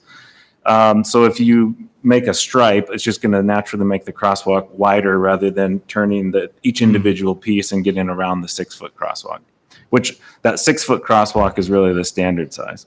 So you can see that cost goes up to around $45,000. And I know in the development of the staff report, there was some concern about that cost. To give some perspective, the city's entire paint budget is around $45,000. But that's because all we use is standard road paint, and it's longitudinal 4-inch or 6-inch lines. This is essentially one large intersection-sized symbol, is maybe a good way of kind of looking at perspective of it. So we tried to come up with an alternative to help with the cost. So this is essentially option one, but broken down in essentially it's half the crossing. So the couple good things about this is this saves cost. We still get the 5-year durability. It's around $12,000 for the whole treatment. Should get 5 years out of it. And it's essentially like an international style high visibility crosswalk. And you can see they still have the white lines on the outside. Maybe another added benefit to this is you'd have some space where maybe wheel paths of cars, obviously not turning cars, but cars going straight through would hopefully miss the marking entirely. So it would stay brighter longer. So with that, I'm happy to answer any questions the council might have. Damien, can you explain for the viewers what these different colors represent? Well, so the top and the bottom, essentially the rainbow piece, like I was saying, is a pride inclusion flag. So it is It's people of the LGBT community plus minorities, which is what the brown and the black stripe represent. Then the blue, pink, and white is transgender pride flag, and then the non-binary gender is the right side of it. I can't remember all the exact colors. I'd have to look it up online, but. So we made comments, if you do choose to move ahead, I think we would recommend you move with option number 3. Right. I think this is the most cost effective, and it still has all the. With the bar option, which would be the thermoplastic, give you longer longevity, safer probably walkover. We did, as council members, this was something that was initiated through Dr. Stewart from Iowa State, and he approached me and just thought this was an outstanding opportunity to communicate welcomeness and just it's kind of at the intersection of our cultural area as well too. But we did forward to him option 3 and got some feedback from him, and he was supportive of that as well too, understanding that they're not in a position at this point in time to be able to contribute any money, as well too. So it's really at the city level. And the goal was to try and get this also implemented before Pride Fest. So it's actually there and as a part of and that's a key intersection, for that as well too. When is that? September 7th. September. I think so. I believe the group that visited State College, Pennsylvania, Penn State, saw that particular town has done something similar. Not the bars approach. I think they painted. It was the rainbow. And they painted. option 2, and it was painted. And It was worn. It was very worn, Yeah. but I don't know how long it's been there. Right, and what kind of paint they used, Yeah. I didn't ask that either. Well, and one nice thing too, just to point out about the thermoplastic versus some of the paint, is if a piece of it does get torn out, because I have looked up on the Google Earth, for instance, and you'll see like utility cuts or other things. We can, we'll have a contractor do the whole installation, and then we'll have extra in each color. So if a piece gets torn or shaved off or a utility cut, I mean, our staff can do those small repairs. Nice. It's the larger installation that we wanted to have a contractor put in. Mhm. So I think we can keep it looking nice all year long. Ready for motion? Any other questions first of all? And see The if only other question I have, and it's kind of a bigger picture question, it would be, we're doing this downtown, it's visible there, but could it make sense to probably after the Welch Avenue project, look at doing something in Campus Town, where it would be more visible to the student population? And we might have a couple, 3 years of data about how this holds up. So it's not really something that I'm going to pursue tonight, but just stick a pin in and have somebody kind of remember in 2 or 3 years. I love it. Okay. Move option. Let's see if there's any public input. I appreciate your enthusiasm. So I'll open a public comment. Anyone want to address council on this topic tonight?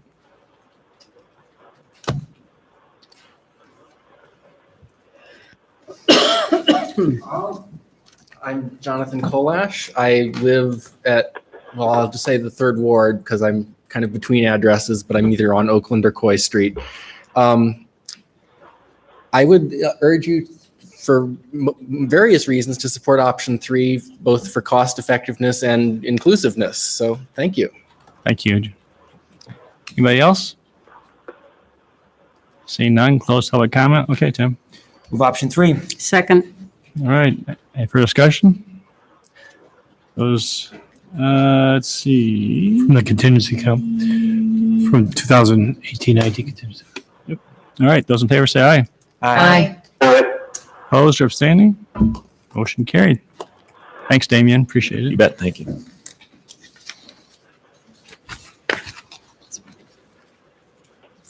All right. We'll move on to item 41, flood mitigation, river flooding. Tracy and John. Good evening.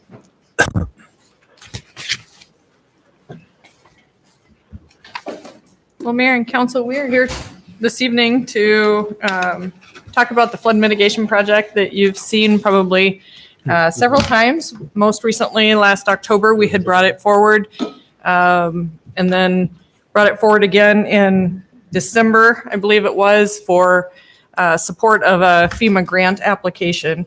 to do channel work in Squaw Creek there as it crosses South Duff. So we have submitted that application, and as an update, we have gone to the next step. So that's further progress than we have with the 2017 application. So we're very pleased with that. And we'll be working with FEMA to see where it goes from here. So the next steps are, let me get my notes. When do they announce the grant winners for that? Or when would we know? Well, okay, so the timing on that is the funding would become available January of 2020. We will be working with the FEMA, the local regional office, and Iowa Homeland Security, and so it'll be a few months before we will know. Thank you. Yep. So during this time, the owners at 1016 and 1008 South Duff have been very patient, but also wanting some response as to the interest of the project, even if we don't move forward with or get the grant, or if we do get the grant, just what is the necessary impacts to their project and their potential development area. So with that, what I wanted to point out, and we have some maps, and I'll pass to John.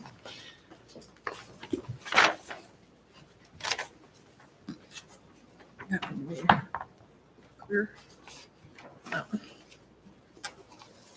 So as you can see on this map, this area was platted in 2011, and we primarily are, let's go with that one first. So the 2011 plat has area that is in the floodway, and so the outlot A is what we refer to as the 1008. And with that one, we've been pretty consistent with the property owner of obtaining a permanent easement. So really tonight, we're there to talk about the lot 1, which is the front piece that is has the developable parcel. So part of that area is already in a permanent drainage easement that was dedicated with that plat. And as you can see on that parcel, it's a 2.72 acre parcel. We have just under 1 acre of that parcel that's in floodway as it exists today. And then we have just under half an acre that's floodway fringe on top of that. So with that, we are needing about 1.44 acres for the project, but 0.487 of that already is within that drainage easement.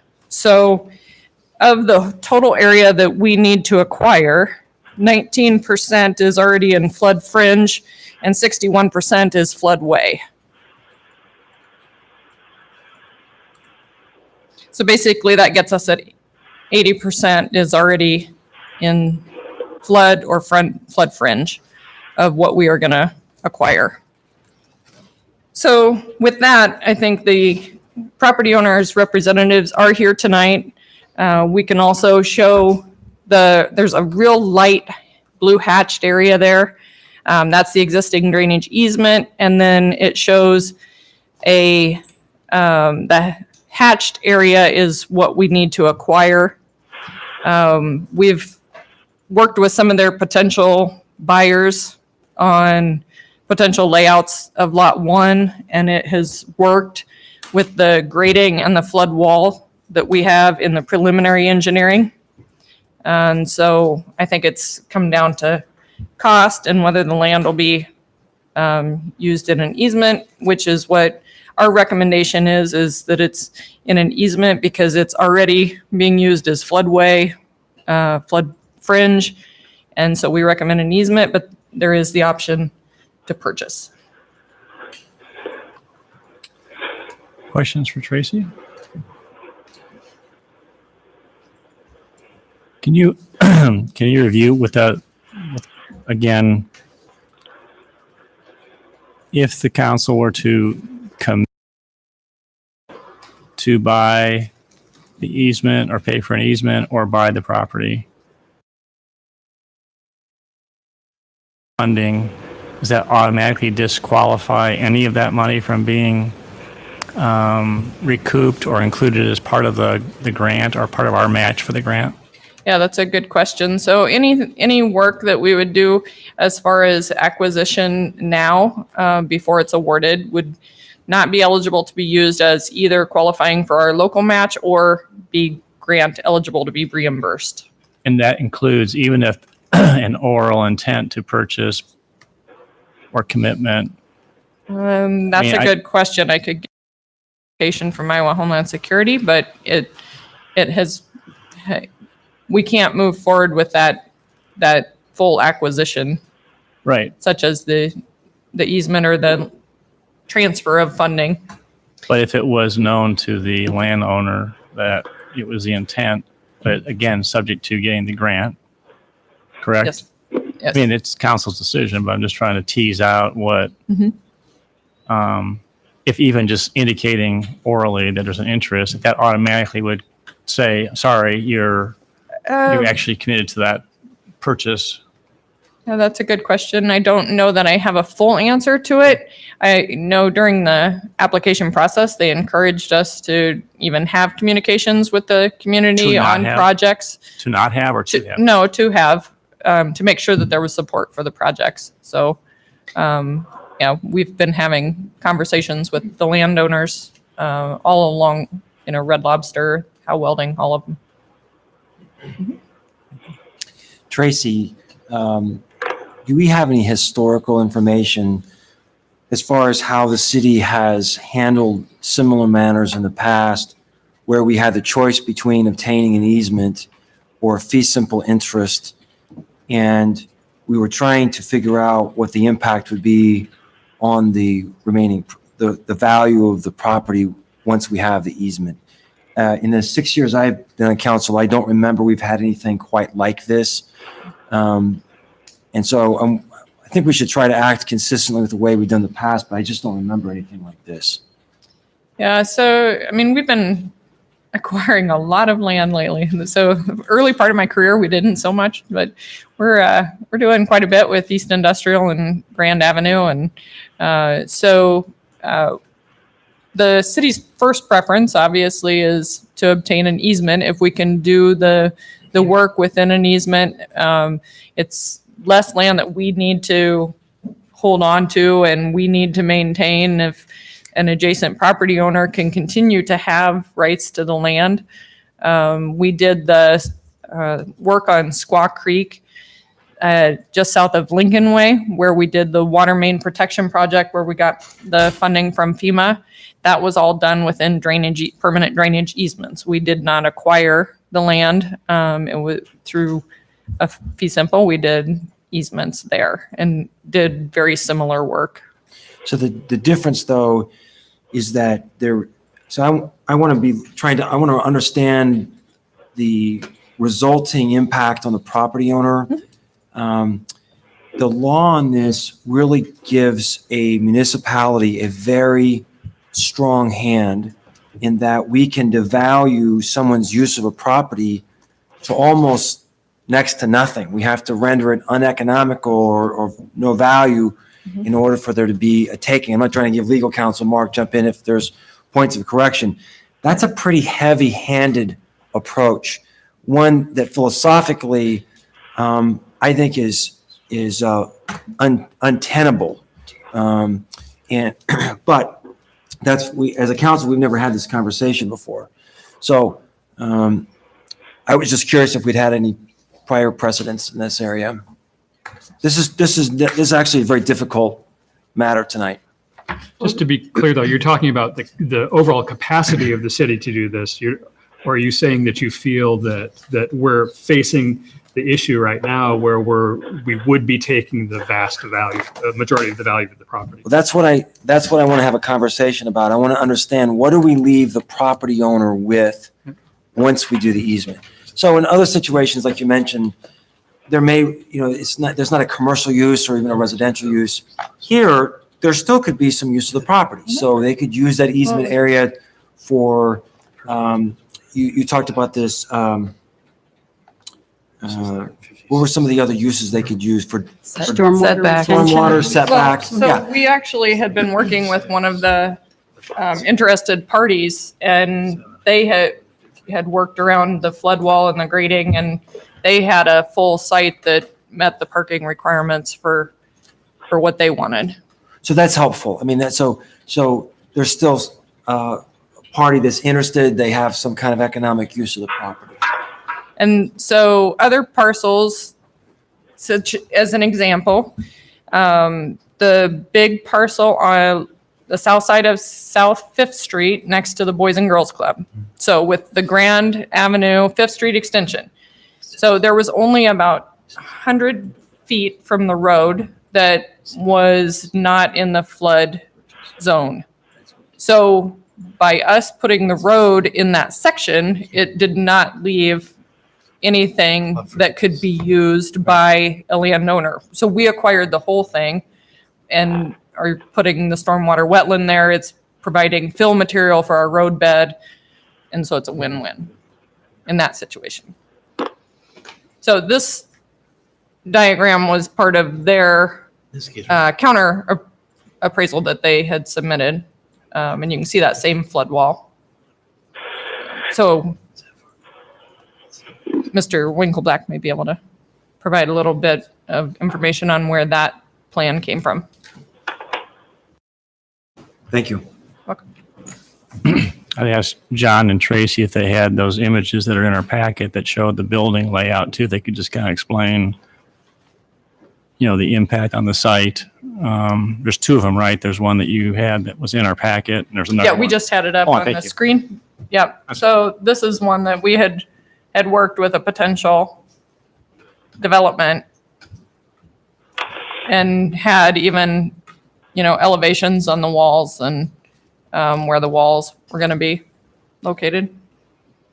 And does that use the property to the north for stormwater detention, or is that handled on the balance of this? How does that happen? With this one, we kept telling them they would need to meet the stormwater management requirements and landscape requirements and encourage them to go through the development review process and have just a kickoff meeting and see if there was anything else with DRC, but it was never submitted, so I don't know. But, with the stormwater requirements now, they may not have to provide stormwater management on site if they're under an acre.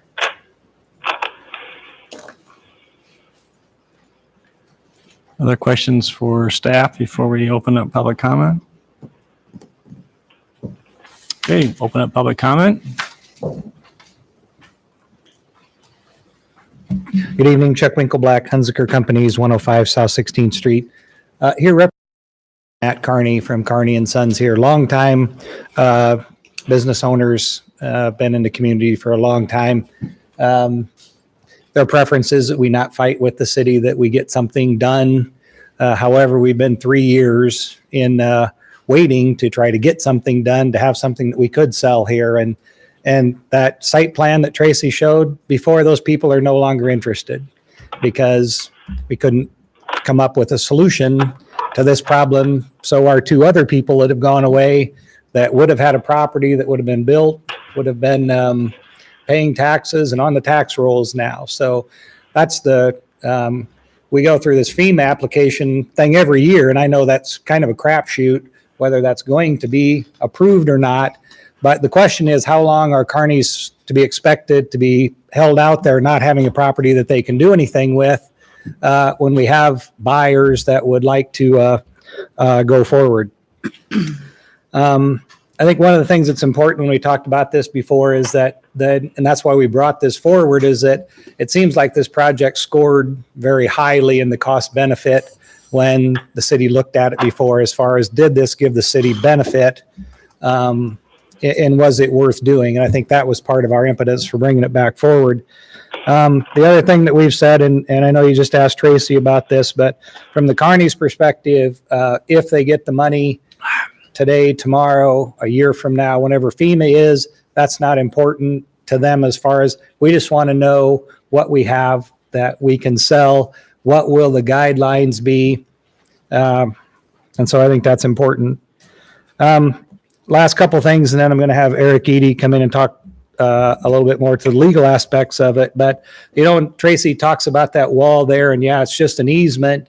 But we do PUEs, public utility easements, all over all of our subdivisions, and we grant them. But so Tracy, in the middle of that, if you can, I don't know if you have one that shows where the wall is, but like how tall is that wall in the middle of the property there? Doesn't it drop off 10 or 12 feet?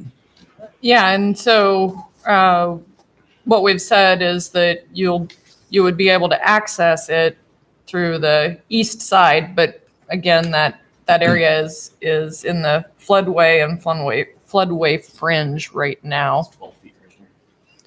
Yep, and then it ties into the bridge abutment over here on the west side. I understand, but I guess the point I'm trying to make with that is it's not like we have an easement a stormwater flowage easement that might be at the same level that you might still be able to use the ground.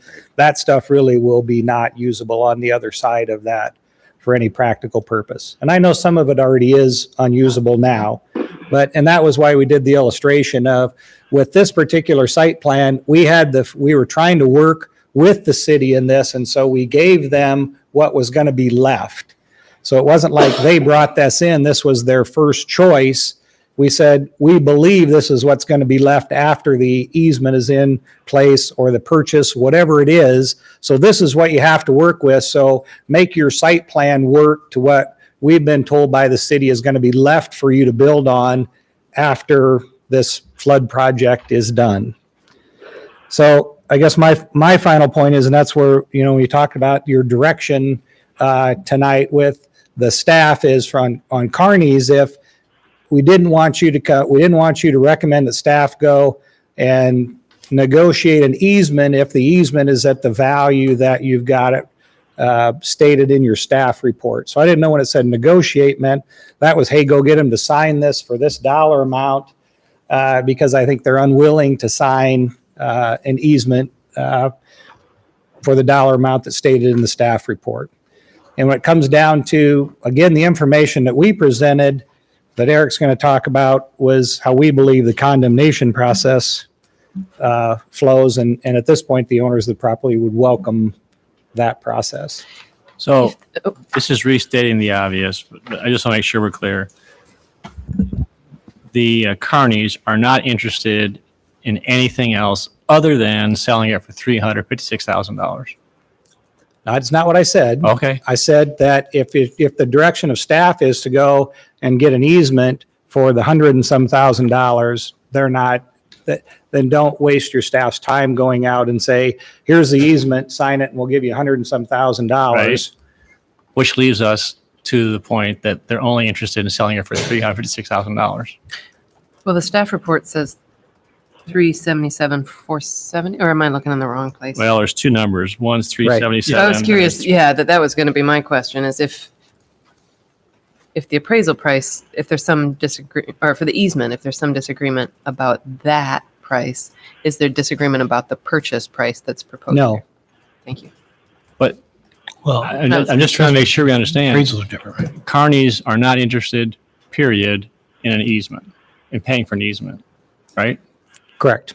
They want. I think ours, we view it as, and again, Eric will talk more eloquently about that than I, but that feel like that whether it's an easement or a purchase, the value is the same. So I'm just trying to make sure we're all on the same page and drill down. It's really alternative 2 is the only thing, which is direct staff to move ahead with the intent to acquire the property at the set price. That's the only thing which is acceptable. There are things out there that we haven't completely flushed out with the staff as far as that if it's by easement and all that remains on the property, then who's responsible for it? Who's responsible for erosion control? Who's for... Yeah, we talked about that early in the process when we were working on this site plan, that the city would be responsible for the wall and the maintenance of the area. And mowing and everything in there. It's going to be native plants, so it would be a native management of the. And then the tax implications of still owning the property, would the assessor put zero value on it then? No, I don't know. doubt it would be zero value, but it would be a reduced value similar to what a floodway is. Floodway or floodway fringe, so I can't speak for the city assessor. Okay, Brian, did you have a question too? No, he answered it. Okay, thank you. Okay. I think he answered your question. Good evening. I'm Eric Eady. I'm with the Nymaster Law Office here in Ames, fairly new into the city. I've met a lot of you council members on the Bloomington trip. And I'm here today on behalf of the Carneys as well. And I've been practicing 31 years. I've been involved in condemnations from cities, counties, drainage districts, representing them. I've been involved in condemnations on behalf of landowners. I've been to sheriff juries. I've appealed to district court. I understand condemnations. My sympathies tend to lie with, I've done more with cities and counties. So, I mean, I know what you guys are going through and I know what the analysis is. And I'll never mislead you. I'll never puff. You know, when the Carneys asked me and Chuck asked me to look at this, I dug into a 134-page agenda report. I may be the only one that really dug into it to kind of see what we're up against. And the Carneys want to know what I thought. And I'm telling you the same thing I'm telling them. I don't think the city's appraisal is supportable. And Chuck hired Ted Franson to do one. And these are obviously both in your reports there. And I've had a lot of talks with Ted over the last couple of days. He's a very, very good appraiser. He's the kind of guy I wouldn't want to have on the other side of me. And I said, I need to know the weaknesses, Chuck. Ted, what am I missing here? And I think when you do a normal appraisal, you're going to get some variances, but it's normally fair market value, comp sales, income, cost approach. But condemnations are different by law. Under the Iowa Code, condemnation awards are the difference in the property before the taking and the value of the property after the taking.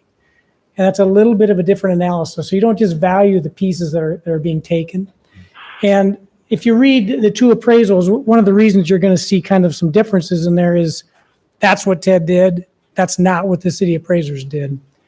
And I think what I hope to accomplish here today is I don't want to go through all of those appraisals, but I think I can summarize it, help you guys out when you analyze this. I may not have enough maps, but I just copied a couple of things out of this. I've got 5, so We can share. Mm-hmm. Share.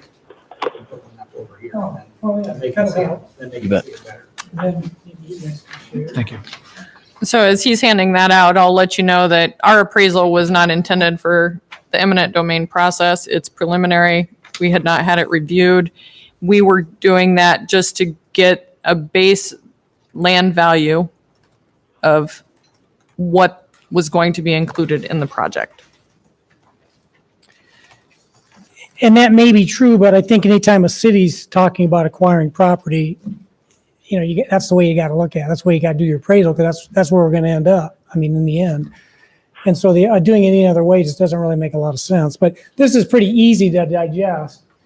This is from actually the city's appraisal, and he just divided into 3 colors. You got orange, blue, and gray, and the cross-hatched area is what's intended to be acquired. And so his orange in there is the existing floodway, and then I think that what he calls blue would be the fringe, and then the gray is the buildable area. And so what's important to keep in mind here, because you hear this in the report a lot, is that, well, the problem with Ted Franson's appraisal is he didn't take into account the fact that we've already got this easement.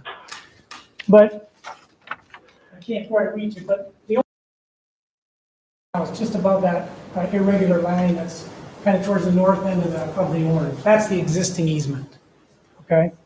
And so that's the only part that would currently be subject to an easement. Everything else is usable, I guess, if not buildable. Certainly in the flowway, we can use it for other purposes. Both of the appraisers agree that you're taking, buildable property. If you look at this one, the city's appraiser, if you add up the blue and the gray crosshatch, you get about a half an acre. If you look at Ted Franson's, he's going to say it's like a third of an acre, so that's being taken of readily usable property. And I just did some quick math as a kind of a way to check what these numbers are coming out at. If we just assume, I'll assume that we'll assume the lower number, which is let's say it's a third of an acre. And if you assume $25 a square foot, which Chuck assures me is a fair price for Duff Avenue property, if you do the math, you're going to come up with I came up with 363,000. So it worked as a really good check for me, because if you look at the city's appraiser on the sale, it's 377. If you look at Mr. Franson's, he was about 356. So it was a good check. You know, they're taking, we say a third of an acre. That's about what I would expect. But there are some real effects, and this is, I'm going to hand you, this is the map that was up there earlier. But this isn't just taking land that can't be used. I think that's kind of where this is bogged down a little bit. This is the map that was up on the screen before. You want to put up the one that's got the bigger development. So there's very real consequences with respect to this taking here. And this is the building that cannot be built. That's a building we could build if this project was not on the table. The wall in question is the little dotted dashed line there that cuts off kind of the top rectangle of that building. So that gives you an idea of the scope of the building reduction that would happen as a result of this. So when I see those numbers of 350, it didn't surprise me again based on just how many acres are being taken. So then it got to, I look at the appraisal, I said, well, how does this guy come up with a different number for easement versus purchase? And so I searched through the appraisal. I'm trying to think, because occasionally that can happen. There can be a difference if you're buying it for easement. I mean, look. And so I was hoping that I would find some reason, because from our standpoint, we don't want this. Kearney's would be happy if this went away. We don't get any benefit from it at all. And what we do here is lose the ability to build on the front part of the property. If you look at the color map, the orange stuff's all in the back. We all agree that's probably got the least value, but you do lose the buildable gray up front. And so what we're hoping, the city realizes is common sense would tell you this. You're not going to have a project that you could either take an easement on or buy that results in exactly the same results for everybody, and one's going to be $200,000 less. There has to be an awfully good reason for that. And I searched through their report, and this is what he said. The acquisition of the land outside of the existing drainage easement, however, will reduce the property owner's usable rights, and compensation is necessary. We apply a percentage of 50%. That's all it is. I didn't tell you. And that can't be right. I mean, again, just common sense would tell you, same wall, same buildable lot. Obviously the city, hey, you can either pay 150 or 350. I mean, he gave you kind of a false, I think under the Iowa condemnation law, certainly, kind of a false choice. And to answer kind of the mayor's question, Mayor Hale, I don't think it matters from the Kearneys really whether it's an easement or fee acquisition. I mean, think of it as the city needs to acquire property rights, to do what they want to do here. And so how you phrase it probably doesn't matter, as long as the devil's in the details of the easements, as Chuck pointed out. If the maintenance of the wall and those kind of things come into play, then it would change. In fact, as our appraiser, if you read his report, says he assumed that the wall was totally the city's responsibility. If it isn't, then there's a lot bigger damages as far as severance and maintenance going forward. So he gave the benefit of the doubt of that. But again, there's real consequences. I think the numbers, are pretty straightforward. I don't believe that if this goes any farther, that the appraiser is going to be able to show that there's a difference between a fee acquisition and an easement acquisition. I mean, think of Dakota Access. I mean, there's something you guys can all remember. They condemned easements, and that's property that can be used forever in the future for farming or whatever surface use you could use. But they were paying, nearly fair market value for this, for what the service rights would be, plus damages going forward. So there's just no way to justify the kind of reduction in for $200,000. And then when you look at the staff report, there's a couple things I wanted to point out. I didn't have the chance to visit with staff. Normally I would. This thing kind of came on kind of quick, and I'm very happy to visit with them.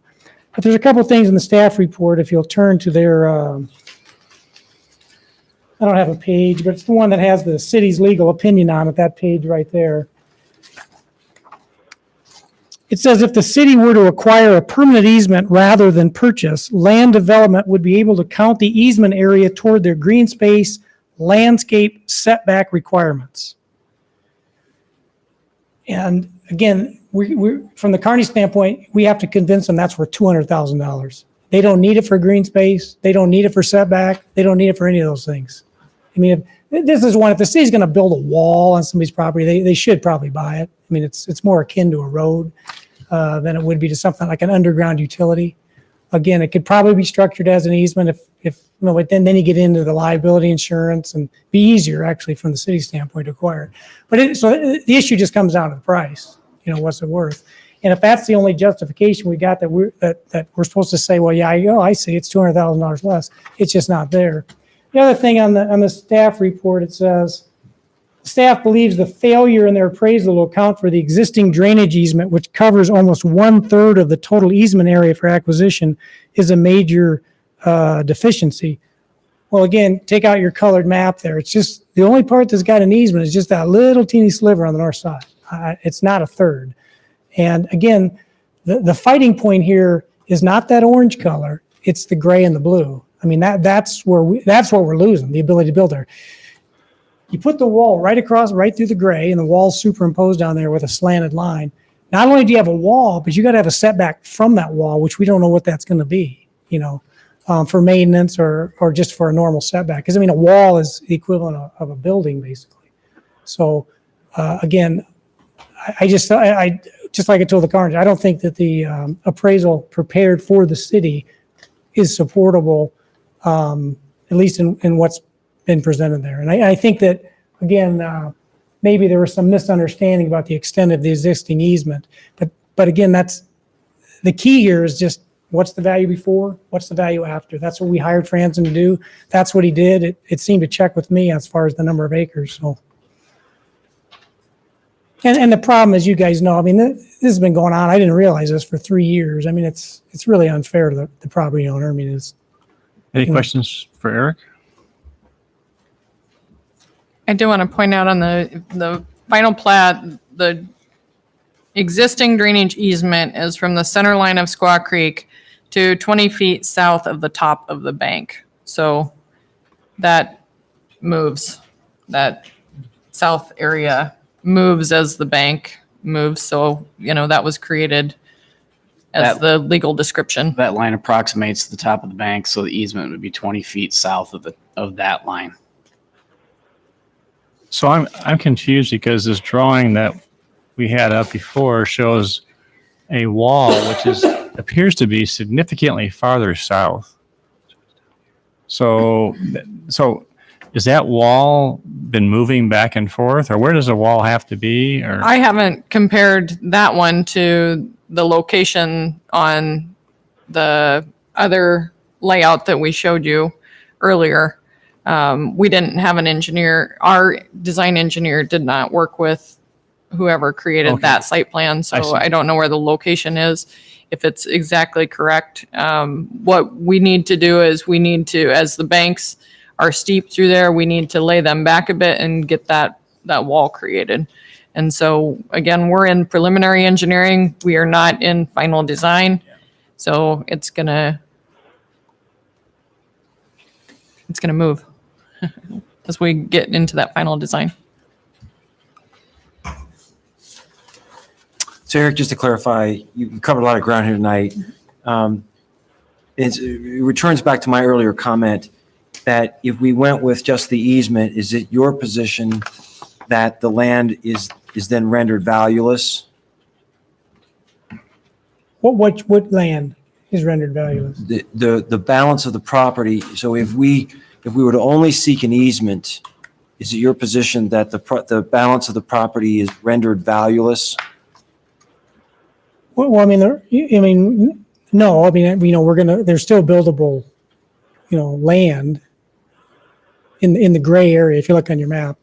But again, I think that's part of what's caused, at least from the city standpoint, is this differentiation between an easement and a fee is like some magical difference. Just think about it. You guys are going to acquire some There's no interest di- in this property. If I could, I know the difference. No, I know. So, but I just want you to clarify for the record this, you don't believe that if we went with just the easement direction, that renders the property valueless. That's not what you're saying here. No, if you ask that same question about fee, I'd have the same answer. I mean, Well, if I asked the question about fee, we wouldn't be talking anymore because we'd own the whole property. If my question is, I'm good. I think I got my answer.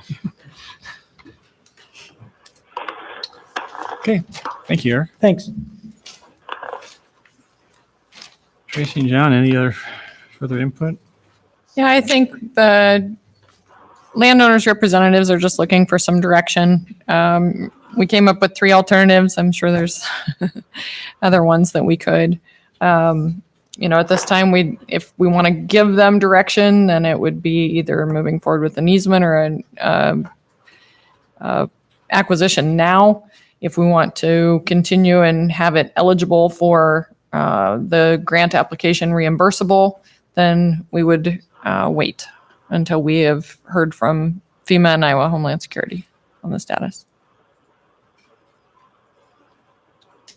In your opinion, is there any use of the land that we might acquire through purchase for any beneficial stormwater, like clarifying or storage in its location by the river? Is it useful? Yeah, is there a pilot project we could put in a location such as that if we did hypothetically own it that would be of value to the city? Well, in doing the project, we're going to be using grading out that area and using some plants, but then having the wall. And we're doing the wall there because of the developable piece.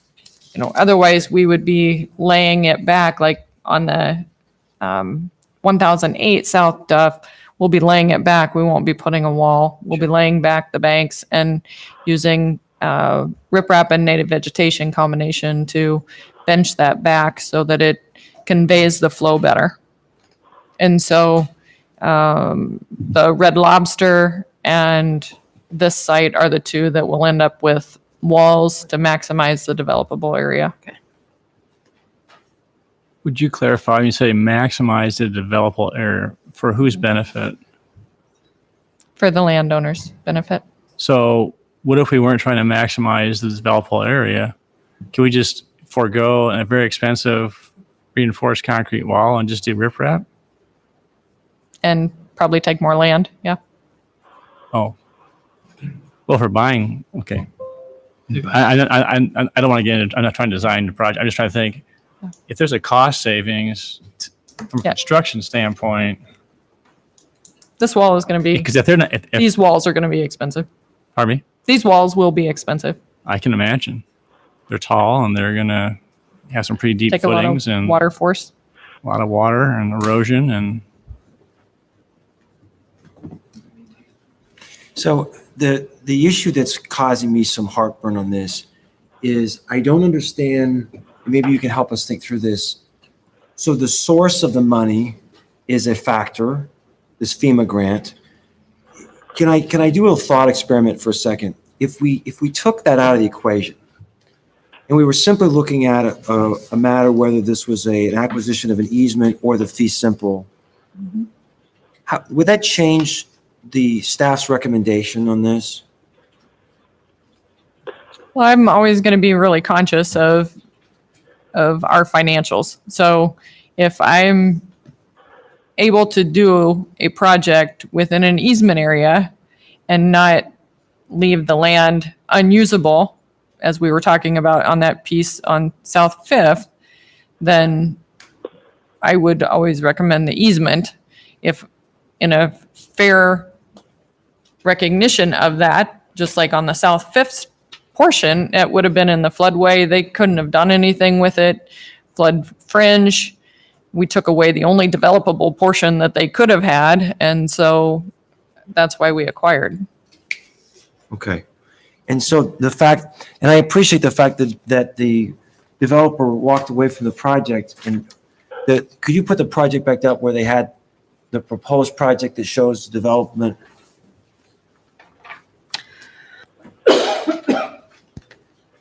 And it's hard for me to understand how we could argue, or how anyone could argue that there's no value if that's even possible, right? And maybe if Chuck, if you wanted to speak to that, I would be happy to hear this.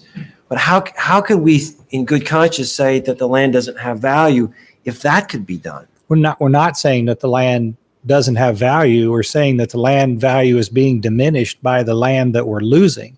Not here at all saying that the land is not.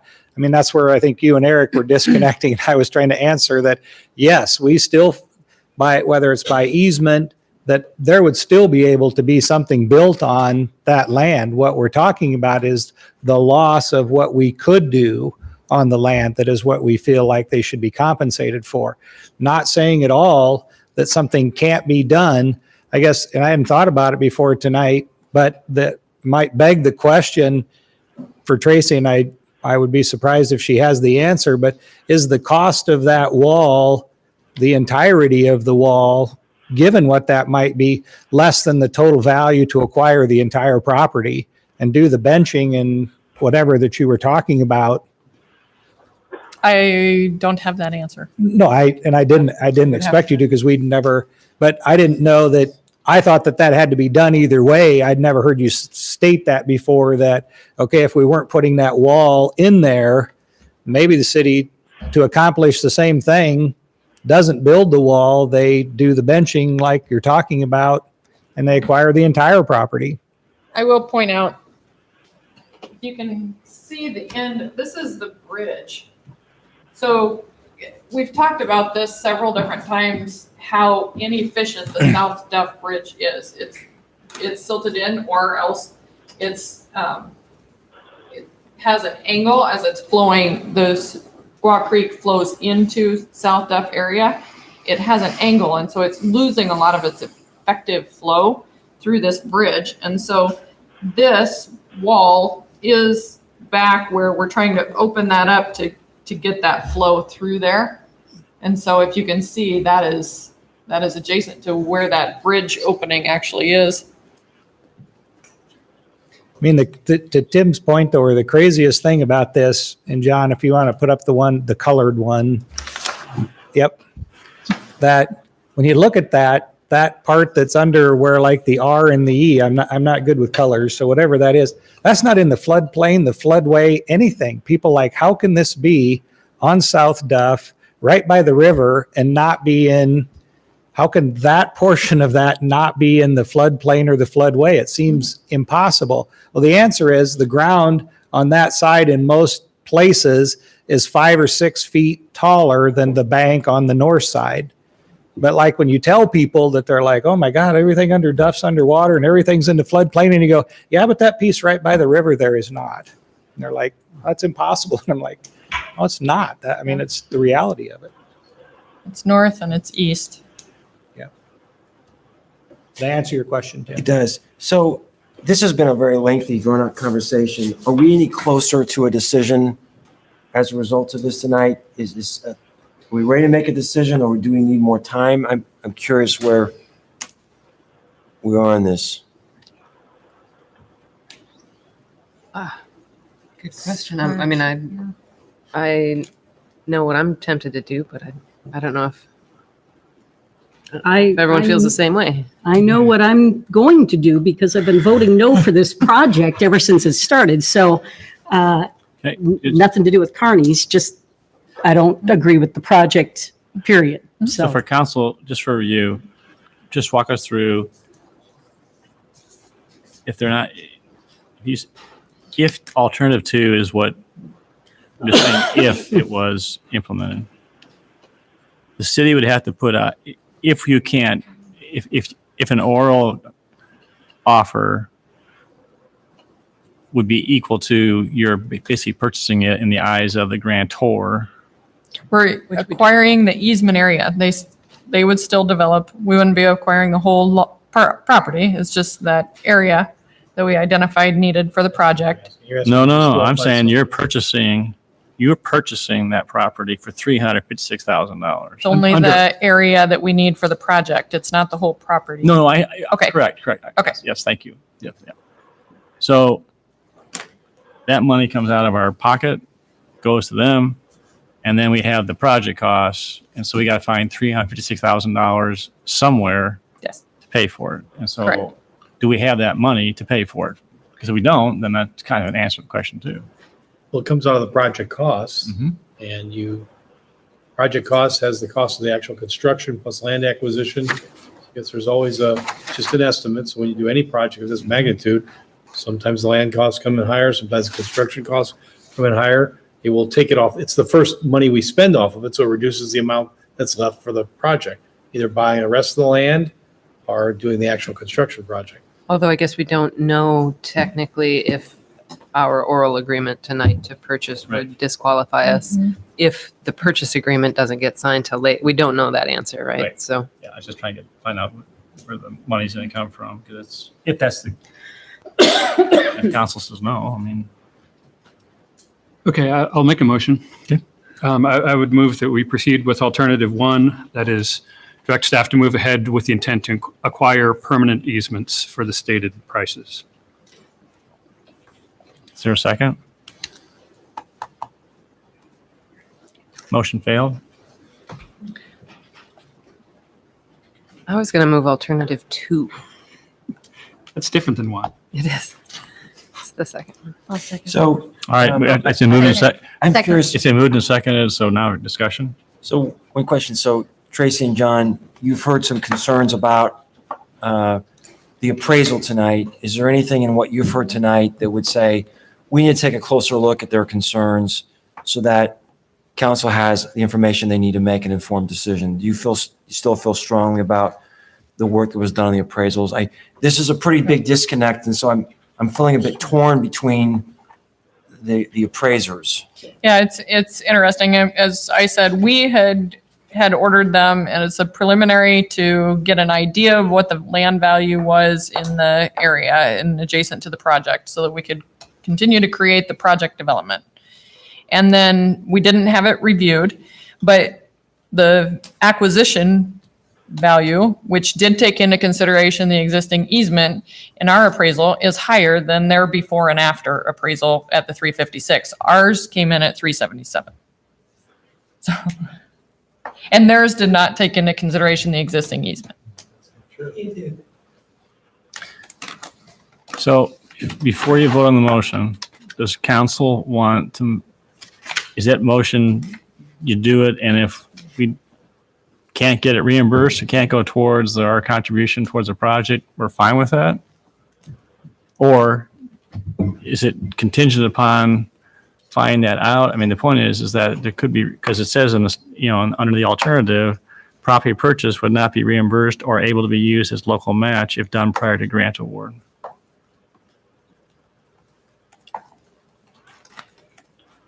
I'd probably proceed the same either way. Pardon me? I would probably proceed the same either way. Okay. Any more discussion?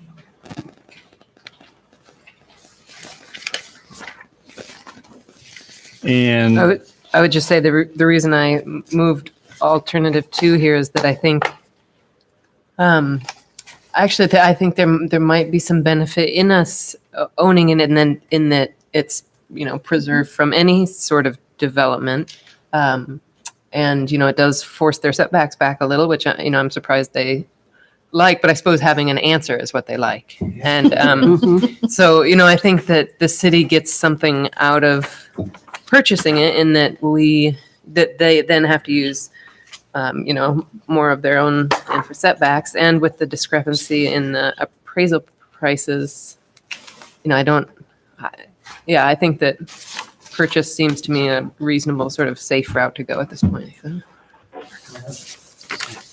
Mayor, could we hear for Chuck just for a second on this? that might help.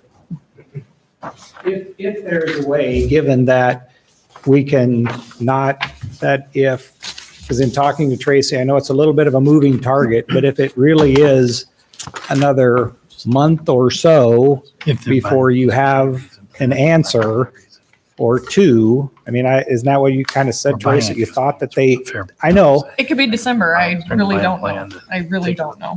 but I mean, if we have a direction as much as anything, so we know what is going to be available for us, and we need to hold off a little bit, but we have some direction. We certainly want the city to have the most flexibility in getting as many FEMA dollars as we can. So, but we've heard this enough years in a row that, but we want to help come to whatever is the best, most economical way for the city and know what we have to sell so we can get this and have some more tax-paying buildings on the tax rolls. So are you wanting us to further analyze the area to acquire, or are you wanting us to get information on the FEMA No, he's not. funding? No, I thought that, I didn't think there was any more additional information to analyze on the area. I thought the area to acquire was set. You're just saying you're willing to wait for a couple months to see if we get the FEMA answer before If we have an answer that says, hey, if we don't want to do anything that might cost the city $300,000 or $400,000, if we have something that says, we're gonna move this along so that I can go back to the people that call me every week and say, we would like to purchase this. So don't we have to say, I think what you're saying is we don't take any action whether we're going to purchase or purchase outright or enter into an easement at this time. That'll come later. But what you need to know is that land area, you should not count on to be able to develop. That'll give you the definitive answer. Correct. But then it'll have to be platted. It'll have to be subdivided off. Correct. So they can't sell it until that's we subdivide it off to acquire a parcel. And I apologize. How So quick is that going to happen? are you in favor of option two? We're about to vote on option two. Yes, I'm in favor of option two, but I want you to know that I'm also a taxpayer of the city of Ames and want this. If you commit to buy it now, you may be prefer option negating one at $350,000, money. right? That's the question That is, still puts You you go in on the record same to place. commit to that. Yeah. Even though it's not been signed, I'd be surprised if No, we but I mean, that would be. haven't taken action already. so the question is, this is going to be a roll call vote. Basically, it's in a sense it's a resolution. So to me, it's like an action saying we're going to buy it versus saying it is our intent to, or to give direction, it's our intent to purchase it at a point in time in the future. Is that adequate? I believe so, yes. And that's different from But then what if we don't get the FEMA grant? Yeah. well, no, I mean, the point is, If you say to purchase it some in the future, I'm not sure that does it's any negate different. this. Okay. I thought I was trying to say the developer knows that you will have all the land to develop on except for this piece of land, which later on, that gives you a definitive answer where you Yes. draw the line for development. Sometime later on, hopefully we'll get the grant, after the grant's given, we can decide then whether it's going to go on the record, whether it's going to be a purchase outright or an easement. But what point do we talk about the dollar amount attached with that? Right. It'll have to be later on. If you start agreeing to dollar amounts, then you're purchasing it, aren't you? Well, You construct it as an easement. Depending on the wording of the easement. I'm talking about that. I'm taking action to commit to do something before we get the grant. I think money spent before the grant may negate the grant money. Yeah, the motion two says to move ahead now with the acquisition. So it wouldn't be That's what the feds will look at. reimbursable with the FEMA We get grant. the option to sell to you for a set price. I don't know if in 2 weeks. We have to time- check. In 2 weeks' time, if Tracy can talk to Homeland and say what you can and can't do. I mean, I would love to have this over tonight, but I also would like to work out what is in the best interest of our citizens. So if she needs 2 weeks to talk to Homeland and say, this is what you can and can't do, so that we don't, by some wording in a council action thing, we cost the city $300,000 or $400,000, I certainly would be supportive of that if we could be assured that we're going to come back with something, and then we would at least know what your options are. Because it sounds like we don't have a definitive option on that, or don't have a definitive answer on what that can be. And if it for $300,000 or $400,000, it's been 3 years. 75%. 2 weeks is not. But when you say 2 weeks, you got to understand we're at the mercy of Homeland to get back with the answer. Right. So we would like to tell them to definitely give us the answer in 2 weeks. I can't be sure that'll happen, just so you know that. Well, again, I would just be nice to have an answer, because we have another party that's about ready to walk away from this site. I'm just We've trying to had create two, and realistic we've got a third expectation. one and I'd really like to. Yeah, and if we were to get the grant, the money doesn't come available till January. So then it's six months from now before we can. That doesn't seem. And we've been on the record. Close on We've the been on property. the record of saying that the Carneys will wait for that. All right, so there's a motion, and second, and that is to move forward with the acquisition. Well, do you think, I mean, at this, I'm sorry, I was going to say I could Or you can vote it down. I would maybe Or you- withdraw withdraw it? that motion and move that we table this topic Right. until our next council meeting. And in the meantime, direct staff to inquire with Homeland about the finer points of the timing of an acquisition versus reimbursement. Right. Is there a second? Second. All right, move second. Could you please read the motion one more time? You bet. I don't know if we're next. Sure. I moved that we table this topic until the next council meeting. And that in the meantime, we direct staff in the meantime to reach out to Homeland and ask the question about, the finer points of land acquisition and how it relates to reimbursement for the FEMA grant.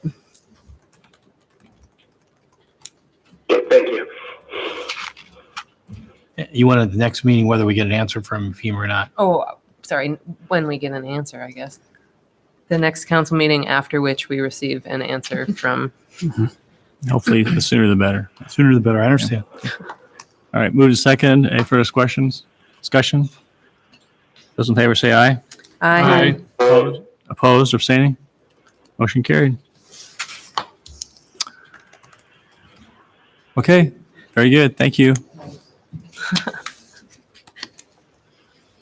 Well, we have the next item as well. So this is a professional service agreement amendment for the South Grand Avenue project. We have been continuing to negotiate land with those impacted by the roadway construction, and there's a few things that were negotiated as far as part of the land acquisition that we need to incorporate into the set of plans for construction. And so this is some items that would reflect those changes, and those include the Aldi sidewalk connection, the addition of a rapid flashing beacon at the Boys and Girls Club, and then we, as you know, have been doing a lot more work with the right-of-way acquisition has taken longer, and so some additional services there. Any questions for staff? And I do want to let you know that there may be even another amendment that's proposed because of the other land acquisitions that are continuing with the South Grand and the South 16th South F, but we will vet those out very strongly before we bring those forward. Questions? Entertain a motion on resolution. Move alternative one. Second. Okay, moved and seconded to approve amendment number 3. Roll call. Aye. Aye. Aye. Aye. Aye. Aye. Thank you, Tracy and John. And hi, Barb. I guess, thank you for waiting, but I guess, does anyone have any questions for Barb on this project? Not to cut you off, but I think it's pretty clear in the Explain report. it if you'd like. Any questions for Barb? Hmm. Hearing none, entertain a motion on resolution. Move alternative one. Second. Discussion? Roll call, please. Nelson, Aye. Judy Hansen, Aye. Corriere, Aye. Betcher, Aye. Martin, Aye. Martin. Aye. Thank you. Thank you. All right, we'll move into hearings. Item 44, I declare the public hearing, excuse me. I need a motion to continue the hearing to a date uncertain and direct staff to republish notice in lieu of having a public hearing this evening. So moved. Second. Okay, discussion? Roll call, please. Judy Hansen, Aye. Corriere, Aye. Betcher, Aye. Martin. Aye. Martin. Aye. Nelson, Okay, item 45, I declare the public hearing on underground trenching services for electric service project to be open. Is there anyone in the audience who wants to address council on this topic? Seeing none, I'll declare the public hearing closed. And council, do you have any questions for Mr. Com? Seeing none, entertain a motion on resolution approving final plans and specifications and awarding the primary contract to Ames Trenching of Ames, Iowa in an amount not to exceed $200,000. Move approval. Second.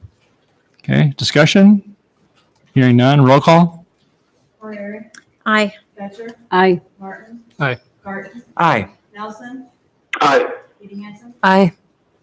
Entertain a motion on resolution approving final plans and specifications and awarding a secondary contract to Zosky's Electrical Services of Iowa Falls, Iowa in an amount of not to exceed $100,000. So moved. Second. Move to second, discussion? Hearing none, roll call? Betcher, Aye. Martin. Aye. Martin. Aye. Nelson, Aye. Judy Hansen, Aye. Corriere, Aye. Thank you. Item 46, declare the public hearing on scaffolding and related services and supply contract for electric services to be open. Is there anyone who wishes to address council on this topic? Seeing none, declare the public hearing to be closed. Entertain a motion on resolution approving final plans, specifications, and awarding contract to HTH Companies, Inc. of Union, Missouri in the amount of not to exceed $60,000. So moved. Second. All right, discussion? Roll call? Martin. Aye. Martin. Aye. Nelson, Aye. Judy Hansen, Aye. Corriere, Aye. Betcher, Aye. Item 47, I declare the public hearing on water plant radio telemetry upgrades to be open. Anyone wish to address council on this topic? Seeing none, declare the public hearing to be closed. Entertain a motion on resolution approving final plans, specifications, and awarding contract to Jetco Incorporated of Altoona, Iowa in the amount of $53,200. So moved. Second. Discussion? Roll call? Martin. Aye. Nelson, Aye. Judy Hansen, Aye. Corriere, Aye. Betcher, Aye. Martin. Aye. And do you have any questions for staff on item 48 relative to the rezoning from ag to research park innovation this evening? Aye. Any questions for staff? Seeing none, I declare the public hearing on rezoning of 3315 South Riverside Drive from agricultural to Research Park Innovation District, RI, to be open. Anyone in the audience wish to address council on this topic? Seeing none, close public hearing and entertain a motion on first passage of ordinance rezoning 3315 South Riverside Drive from agriculture to Research Park Innovation District. So moved. Second. Discussion? Roll call. Nelson, Aye. Judy Hansen, Aye. Corriere, Aye. Betcher, Aye. Martin. Aye. Martin. Aye. Thank you. Moving on to ordinances, entertain a motion on second passage of ordinance vacating right-of-way adjacent to 635 Ag Avenue. Move on second. So moved. It's been moved, and you want to do second? Second. All right, Nelson first. Sorry, Brown second. Roll call, please. Judy Hansen, Aye. Corriere, Aye. Becher, Aye. Martin. Aye. Garten. Aye. Nelson. Aye. Thank you. Entertain motion on third passage and adoption of ordinance number 4386, repealing rental concentration cap. Move on third. Second. Moved and seconded. Discussion. Roll call. Corriere, Aye. Becher, Aye. Martin. Aye. Garten. Aye. Nelson. Aye. Judy Hansen. Aye. And entertain motion on resolution rescinding resolution number 18-316, establishing rental cap neighborhoods. So moved. Second. Roll call. Becher, Aye. Martin. Aye. Garten. Aye. Nelson. Aye. Judy Hansen. Aye. Corriere, Aye. Thank you. And then item 51, entertain motion on third passage and adoption of ordinance number 4387, amending chapter 22 of the Ames Municipal Code. Move on third. Second. Roll call. Martin. Aye. Garten. Aye. Nelson. Aye. Judy Hansen. Aye. Corriere, Aye. Becher. Aye. Thank you. Okay, we have one item of communication. It is a contractor roundtable discussion notes from Ames Chamber, or I'm sorry, Ames Economic Development Commission. That was a project you assigned to AEDC as part of your goal setting. Yep. One of the tasks, they've completed that, summarized the findings and submitted to you as per their contract. A motion in terms of either referring to staff or accepting it as is. I think we accept it and think about it and decide in the future what we do with it. Sure. Okay, So so is that a motion? Just accept the report? I would move that we accept the report for Okay. the time being. Okay, thank you. Move second, all right. is there not anything there we want to do anything with? I think By accepting the report, we're not directing the staff to take any further steps. Not right now. Chris, could I wait? Yeah, I guess, this has been something that's been on our council goals for several years. I'm not sure exactly what to do with it yet, but I'm really afraid it just gets accepted and set it off to the side and we don't ever come back and readdress it. So, I don't see that happening, but sorry? I said, I don't see that happening because I fully intend to have it come back. I just, Why Don't not, why know not what direct to do staff now. to, why not just direct staff to bring it back to us and give us some recommendations? That's my fear, is that it's going to get shelved. Or reactions to it, you want staff reactions to it? Is that what? I think they've gone to this work and we know this is a problem. I don't see this as a step towards any kind of solutions. Okay. Other discussion? Those in favor of the motion, say aye. Aye. Aye. Nay. Motion carried. Okay, council comment. Chris, you're over there next to Gloria. I'll let you go first tonight.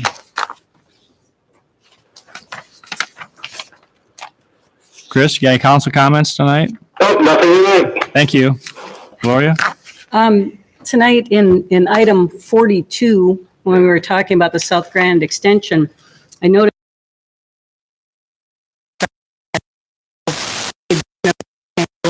flashing beacon and mid-block crossing that we have not been able to consider because there was a patent lawsuit pending on it. And that has since been resolved by the sale of the patent or the release of the patent into public domain. And so I am interested in knowing which of these discussions that we have had where we said we can't have this as an option need to come back to us. So I'd like to get a memo from staff now that the legal status has changed.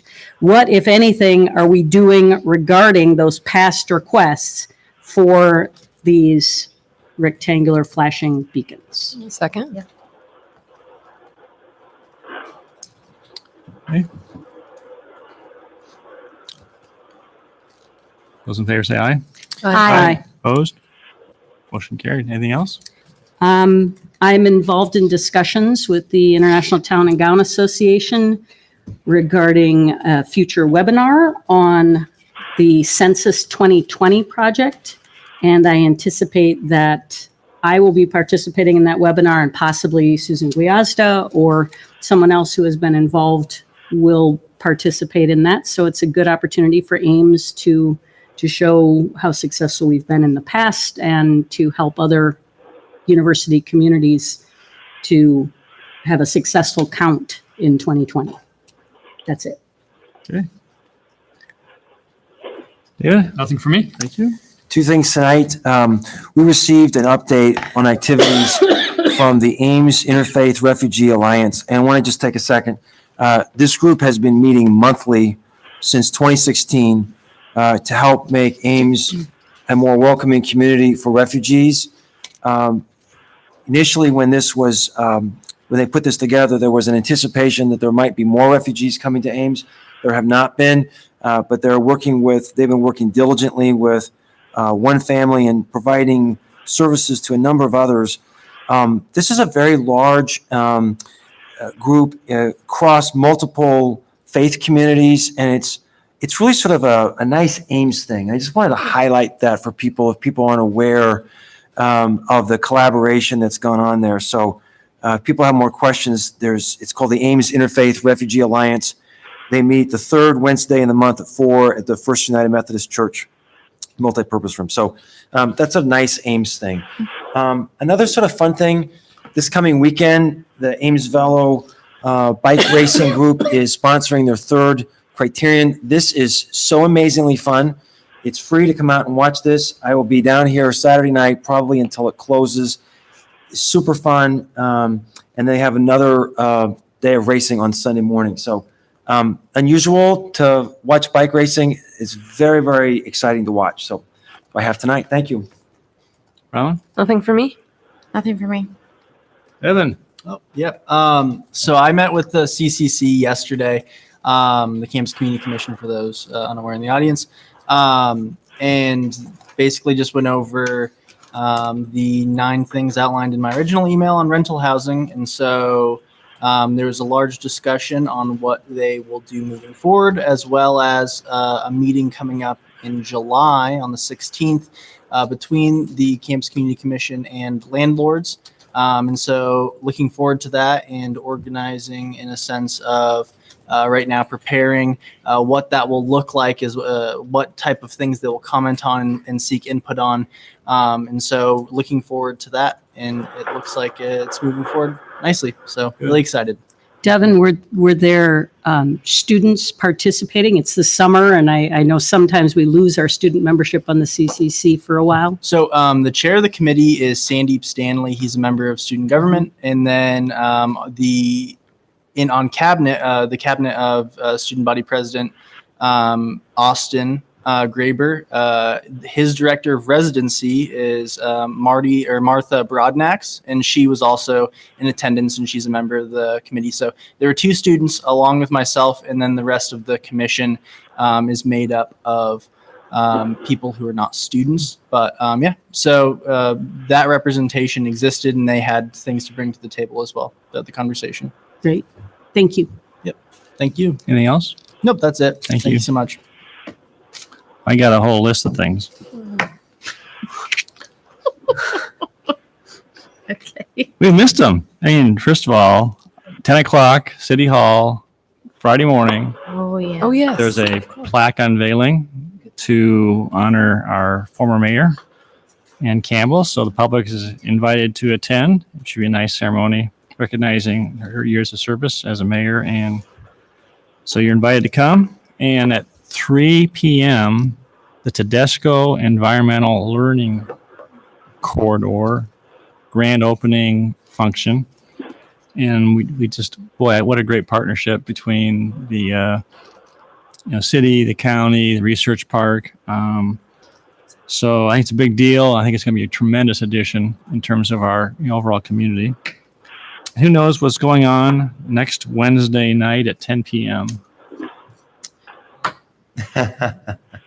Fireworks. Some loud noises. Oh, yeah. Oh, yes. 4th of July, actually it's July 3rd 3rd fireworks. of July. And what happens on July 4th on next Thursday morning? We got pancakes And parade. on the parking and the parade. So anyway, just Good reminders. For invite anyone people watching to. at home, that's free pancakes. Pardon me? That's right. Free Free pancakes. pancakes. Served by And yours truly. Sausages. That's right. For those And who that are orange invited. drink. Yep, there's So- there's that too. Anyway, so gosh. And then also, Tim, is that the Velo? There's also there's a triathlon, first annual triathlon that goes where swimmers are going at Ada Hayden, and that kicks off at 7:30, I believe it is, out at Ada Hayden. And just lots of cool stuff going on in our community the next 10 days. Tim's representing the city council on that. Is he? On the Well, triathlon?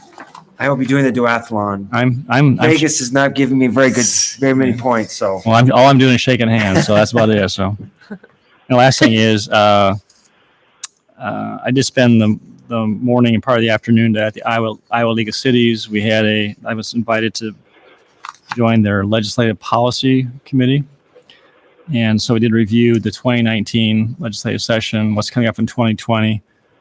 Good conversation, and I have to say that.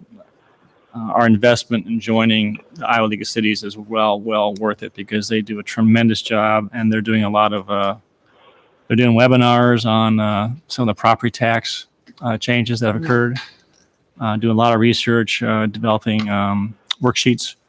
But I'm just extremely impressed with the staff, down there. They do a great service to cities, and I could go on and on and on for quite some time. But, unnecessary. So anyway, thank you, everybody. We'll entertain a motion to adjourn. Move to adjourn.